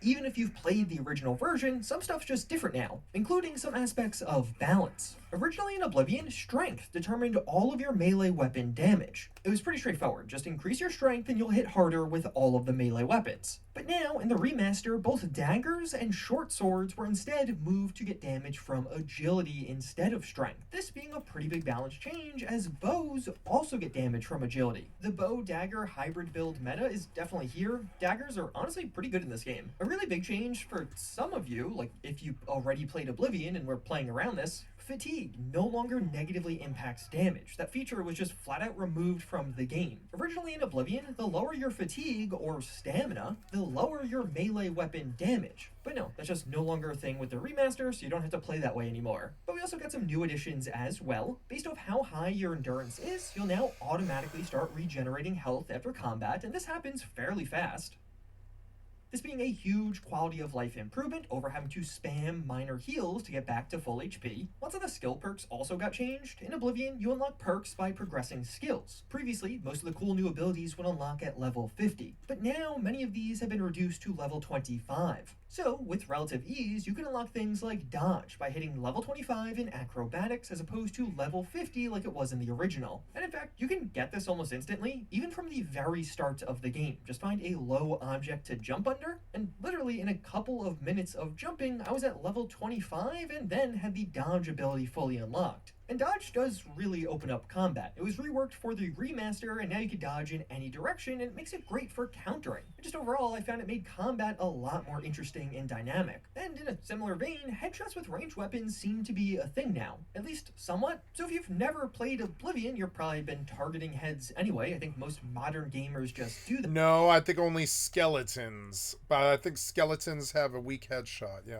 But technically, in the original game, where you hit an enemy didn't actually matter. But in Oblivion Remastered, at points, headshots are definitely doing more damage. Archery as a whole was reworked, so it's not totally clear how this all works. It still seems like there's some inconsistencies, but generally, yeah, it actually makes sense to click on an enemy's head now. And if you ever need to sheathe an arrow after pulling it back, you can simply open the item wheel to cancel the firing. In the 48 hours since release, there have been a ton of guides on how to get some of the best items in Oblivion, but you might not want to do that. One of the most commonly shared examples of easy god tier items early game is with Umbra, mostly because you could just cheese this one super early on to get some really good items right at the start. Go to this location on the map. It'll be where you enter Umbra's dungeon. The dungeon itself is quite simple with minimal enemies, and in the final room you're going to find a neutral Umbra, where you can either set the difficulty to super low to try to fight her, which would be technically possible, but as a level 3 that does seem pretty difficult.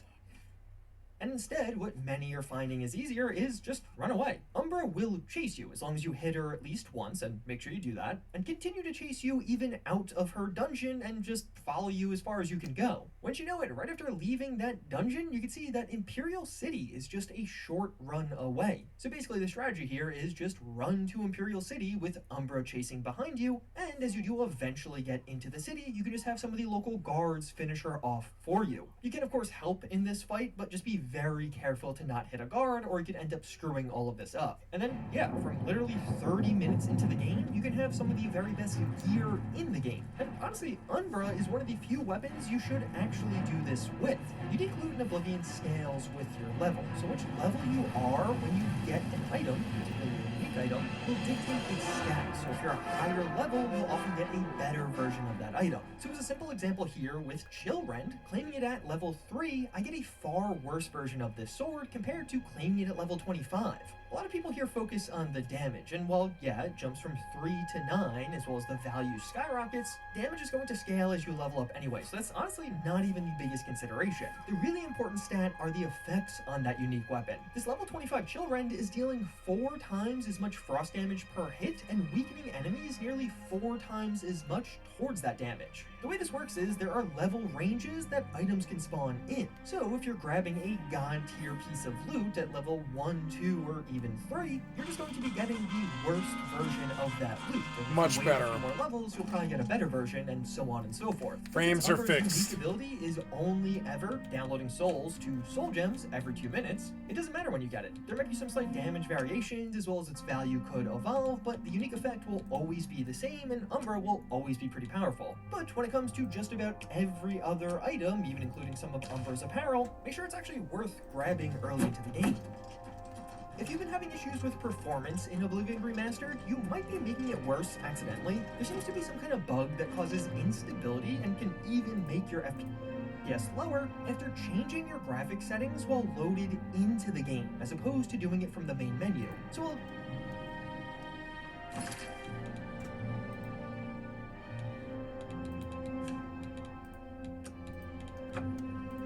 yeah, it's annoying, at least for now, while editing things around your visuals, I would highly recommend doing it from the main menu, and then restarting the game after applying those changes. But you should also claim your free stuff. Even if you bought the base version of Oblivion Remastered, you do get a free DLC and a free horse if you want it. And you can get this content immediately. Simply head over to Chestnut Candy Stables and speak to Snack about getting a horse, and she will provide you with a gold tag completely for free on a set of steel horse armor. This being different than the deluxe edition horse armor that you can also get with this game. And if you don't want additional copies of that horse armor, subsequent pieces will be 500 gold. This of course is going to be the iconic horse armor DLC from Oblivion's original release. Back in the day, this one cost $2.50, and the horse armor DLC is largely credited as being the very first microtransaction from a major publisher. Thanks to the remaster, you get it all for free, and it does provide a perfect starting point to get that early game horse. Within Oblivion, you can fast travel to many city locations from the very start of the game. You don't have to walk over and discover them first. So yeah, you literally can get this horse and armor in seconds if you want to. But speaking of maps, lots of people were worried that this game lost its local map since it was no longer a toggleable setting. But no, it's still here. You just need to zoom all the way in while in a major city or town. But unfortunately, if you zoom out at all, it reverts to the world map. So there is a local map, you just have to zoom all the way in, and then you're actually fixed at that level of zoom. But I do know many more of you are likely wondering about that other armor. If you bought the deluxe edition of Oblivion or the deluxe edition upgrade, it comes with a set of weapons and armor styled after Akatosh and Mehrunes Dagon. This content is locked behind new quests that you'll have to do.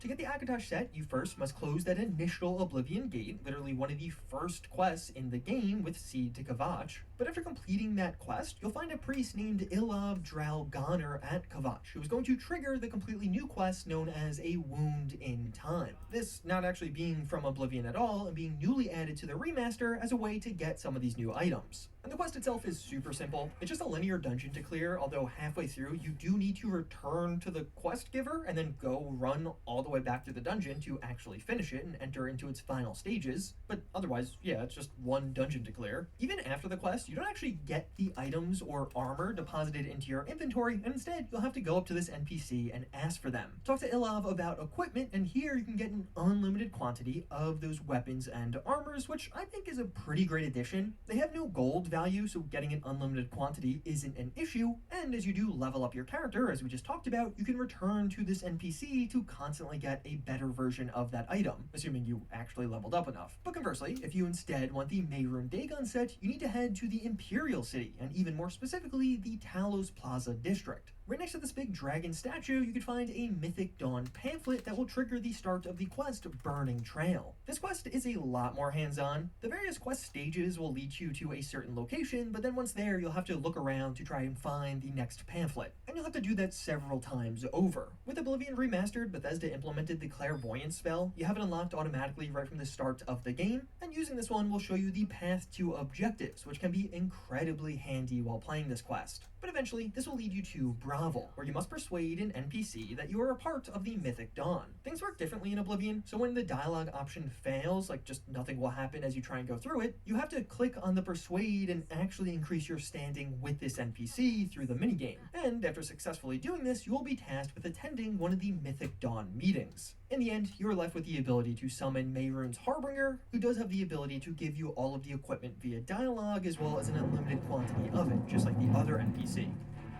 Although, outside of that, this NPC doesn't do anything, it's not like he's going to help you in fights. This set, of course, having a much darker and evil theme, if that's what you're after. I personally find the Akatosh stuff to be a bit nicer overall, but both armor sets do look amazing, and after finishing either of these quests and unlocking these armors, you can also return to Snack at the Chestnut Handy Stables to buy matching horse armor sets. This either being the Order or Cataclysm horse armors, although be warned, at least for me, after switching horse armor once, it wouldn't actually let me switch horse armor a second time. But either way, both of these horse armors do look really good and act as a great complement to the overall set, but of course sadly you do have to pay 500 gold to get this on your horse. One of the sort of weird changes with Oblivion Remastered is the difficulty scaling. In Oblivion originally, the difficulty was actually a slider, so you could tune things to be insanely hard where everyone is a bullet sponge and you are carrying a pea shooter, or so easy that you basically can't die anymore. With the remaster, they just did away with that, and instead adapted it to 5 difficulty options, much more similar to Skyrim. But in reality, this is quite poorly implemented as you actually try and change the difficulty mode. You can see here while I'm playing on Adept, this goblin barely does any damage to me, and I could pretty easily take them down with my dagger, just using a few basic attacks and I'm through. So typically in a situation like this, I would want to increase the difficulty. Except if I go one tick up on Expert, I literally can't kill the goblin anymore. He does a nice chunk more damage to me, but most notably, I can barely damage him now. And in extended gameplay, I died twice trying to fight and actually kill this goblin. Moving things up to Master, and I basically can't damage the goblin at all anymore. While conversely, all of their hits on me chunks me for a ton of HP. Playing on this difficulty is nearly impossible for somebody at my skill level. Conversely, if you go down to Novice or Apprentice, things aren't just easy, but stupid easy. I take down the goblin in 2 or 3 hits while also being basically invincible. Those mode into the difficulty mode. You can see here while I'm playing on Adept, this goblin barely does any damage to me, and I could pretty easily take them down with my dagger, just using a few basic attacks and I'm through. So typically in a situation like this, I would want to increase the difficulty. Except if I go one tick up on Expert, I literally can't kill the goblin anymore. He does a nice chunk more damage to me, but most notably, I can barely damage him now. And in extended gameplay, I died twice trying to fight and actually kill this goblin. Moving things up to Master, and I basically can't damage the goblin at all anymore. While conversely, all of their hits on me chunks me for a ton of HP. Playing on this difficulty is nearly impossible for somebody at my skill level. Conversely, if you go down to Novice or Apprentice, things aren't just easy, but stupid easy. I take down the goblin in 2 or 3 hits. Welcome to Bethesda. I've been dealing this for years. I would say it's one of my skill sets is understanding their fucking bullshit.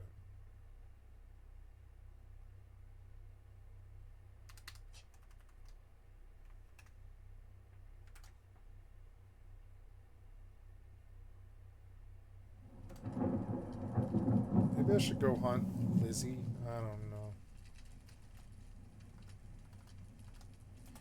Nope, I should just craft and buy the boots.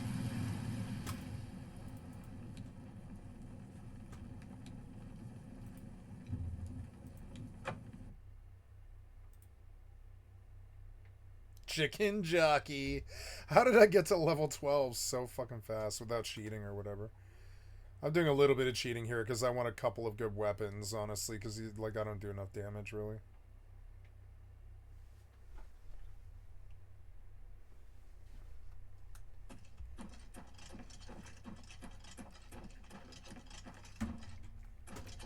Yeah, the frames aren't amazing.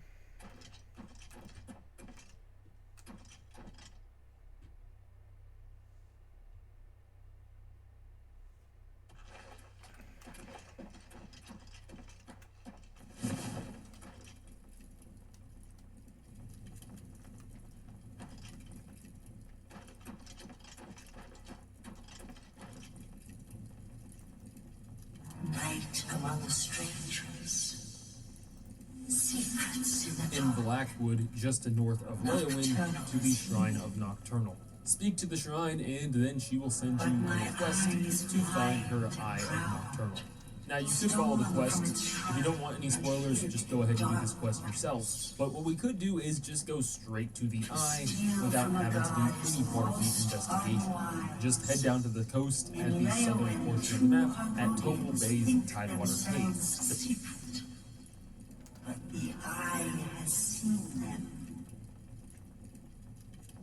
Find these thieves in the city that spans the waters. Learn where they hide my eye. Retrieve the Eye of Nocturnal Mortal, and return it to me, and I shall look favorably upon you.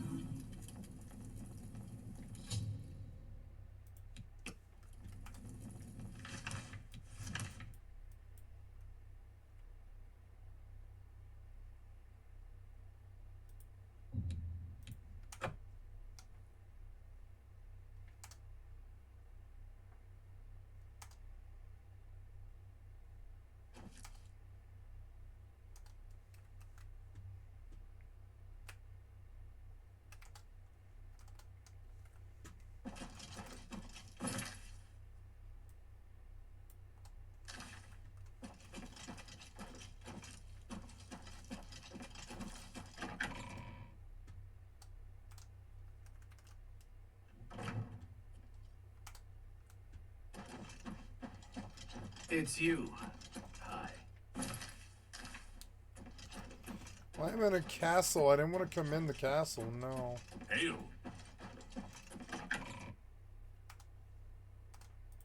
Down to the coast at the sub.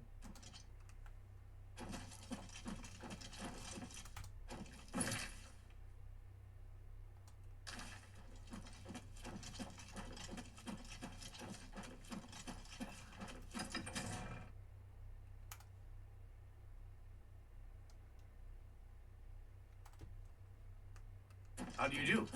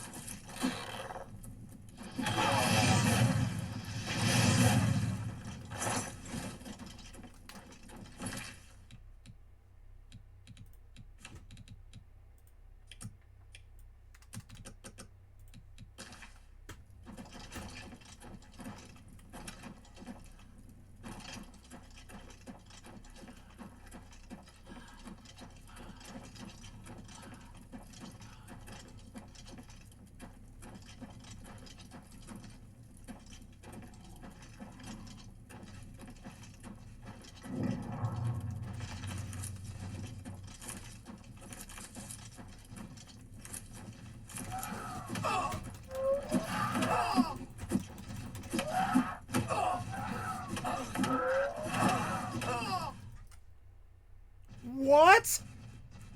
I didn't hear or see anything till there was two of them on top of me fucking one-shotting me. Why? Come on, man. Come on, man. Come on, man. Fucking developers. No warning till thump thump and oh my god, I gotta do this whole fucking run again. God damn it. Why can't you save, you incompetent goddamn piece of shit developers? Can't you give me a 60-second save, you fucking piece of shit cocksucker developers? I need you to get a fucking clue in 2025. You're so fucking bad at this. Stop wasting my fucking time, you piece of shit. Fuck you.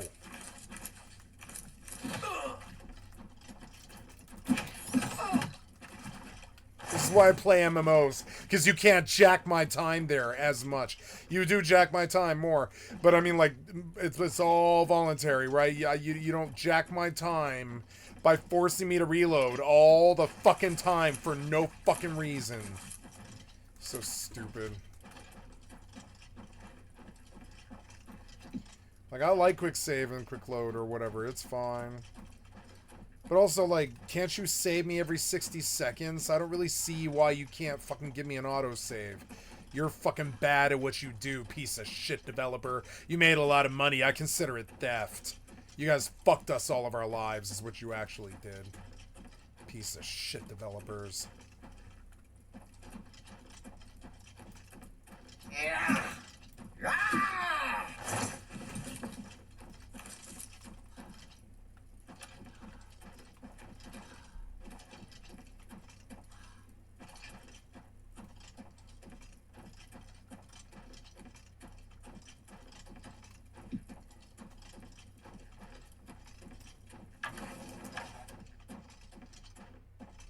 There's an Oblivion portal right there.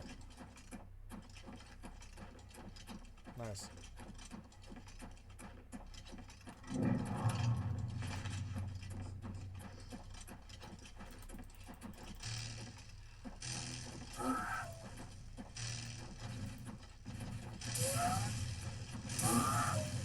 Oh god, what am I dealing with? Oh.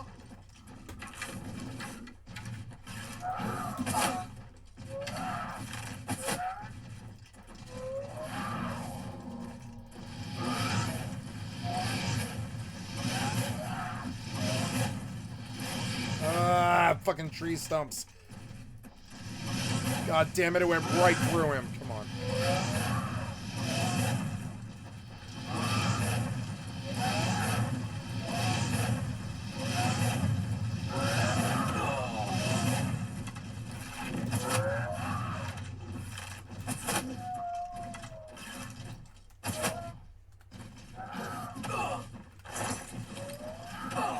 Oh god.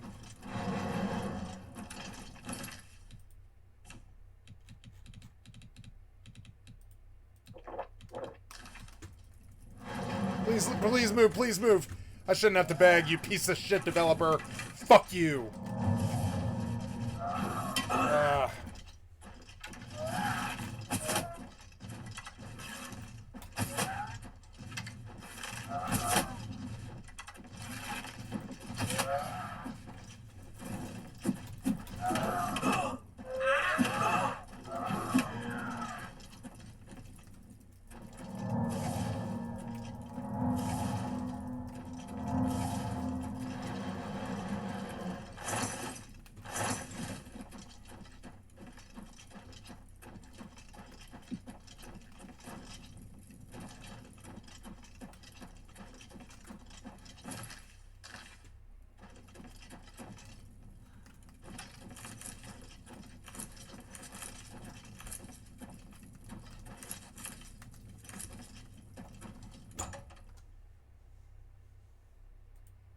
Southern portion of the map at Topol Bay's Tidewater Cave. There are some enemies here like a Calperclin troll as well as some rats, but I'm just walking through here so you can easily see the way that I'm going. Just head inside where you'll be like ankles deep in the water and then take 2 more lefts and you'll find a section of the water that you can dive under to find yourself the Eye of Nocturnal.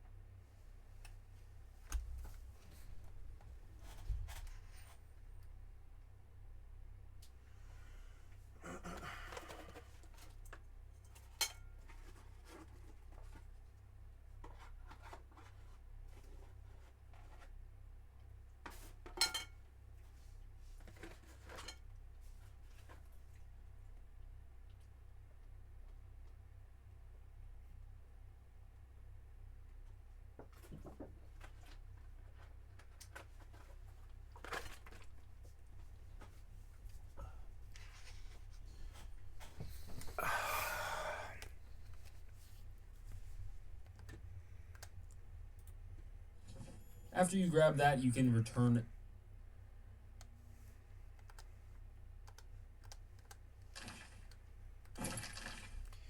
Yeah, that's running way better.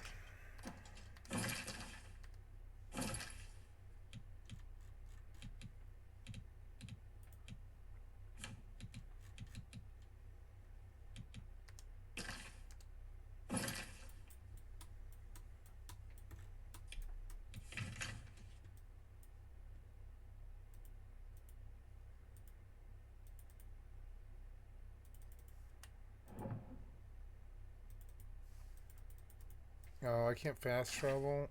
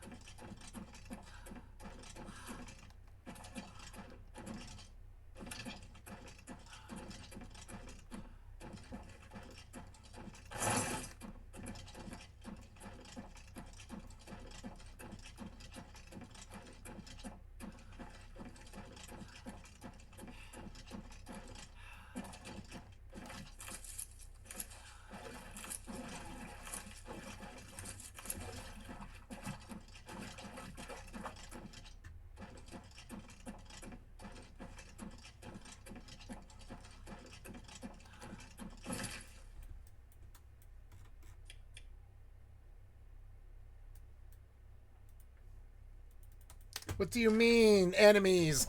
There are no fucking enemies, piece of shit developer. Get a fucking grip! Jesus fucking Christ. There are no enemies. No enemies. Nowhere, anywhere near me. I'm in a town. I'm goddamn 275 meters away. There's no enemies. You fucking piece of shit developers. I'm gonna get off your game if you treat me like this. Fucking finally. Jesus Christ, man. You made me walk like 300 meters. You're so fucking dumb. You were dumb back then, Bethesda. You suck dick.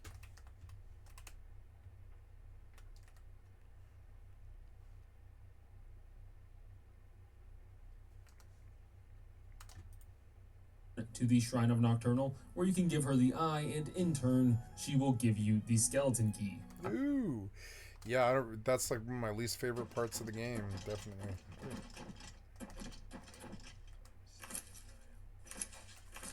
The hell was that?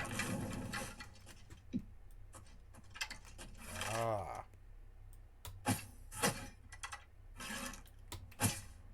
What?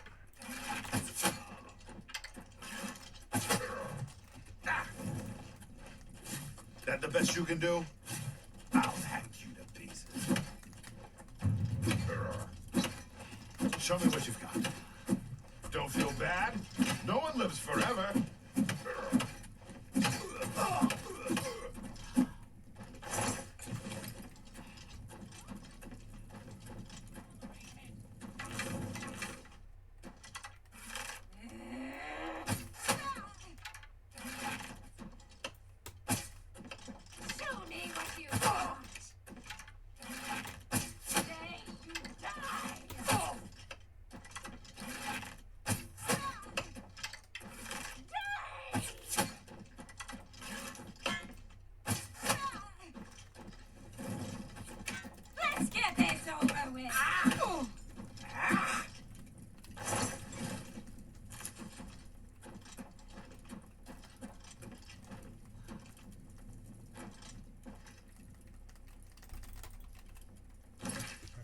The fucking chairs.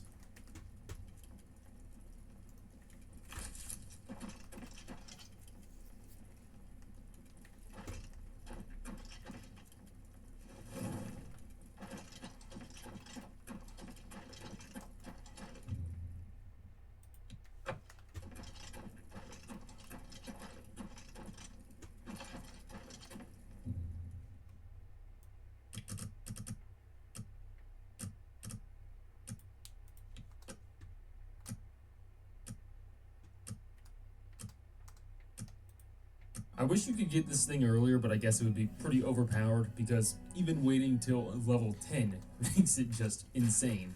One of the best.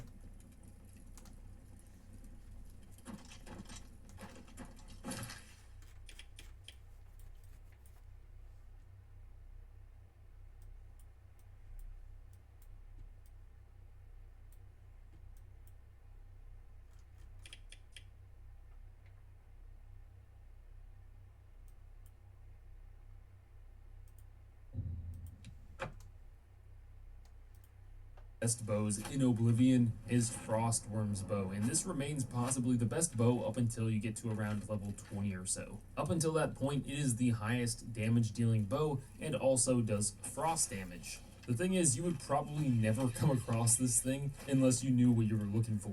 To get it, you want to go towards basically the Skyrim border, the Jarl Mountains, and find the location called Dive Rock. And you're really gonna need to put those Skyrim legs to use to get up here because it's a pretty steep mountain. But once you make your way up there, you'll find a tent and like a campsite, Agnar's campsite, as well as his journal, and a couple of repair hammers inside of a bag. Now just head directly east, and then sort of like southeast, you should see a frost troll.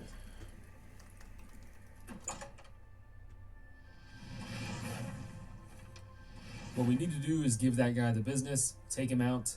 It could be a pretty tough fight if you're under-leveled or under-equipped and playing at a higher difficulty. Pretty much when you're fighting anybody in the mountains though, you want to be on top of the hill and leave them at the bottom because you walk slow up the hill, but enemies also are very slow when coming uphill. But yeah, after you take out the frost troll, you can find the unique Frostworm bow with the frost damage enchantment, one of the best weapons in the game. Once you get to around level 20, or I guess really level 19. Funny, those are the 2 items I need. That's it.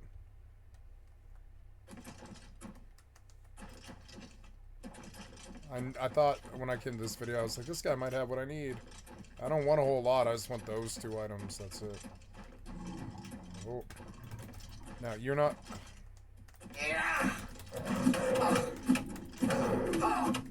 Just fighting a mountain tiger to lion is kind of fun. Oh, move! I can't move! I hate your stun! I hate that stun you do. That stun you do is so goddamn bad, Bethesda. Nice. Cheaper and better. Nice. Whoa.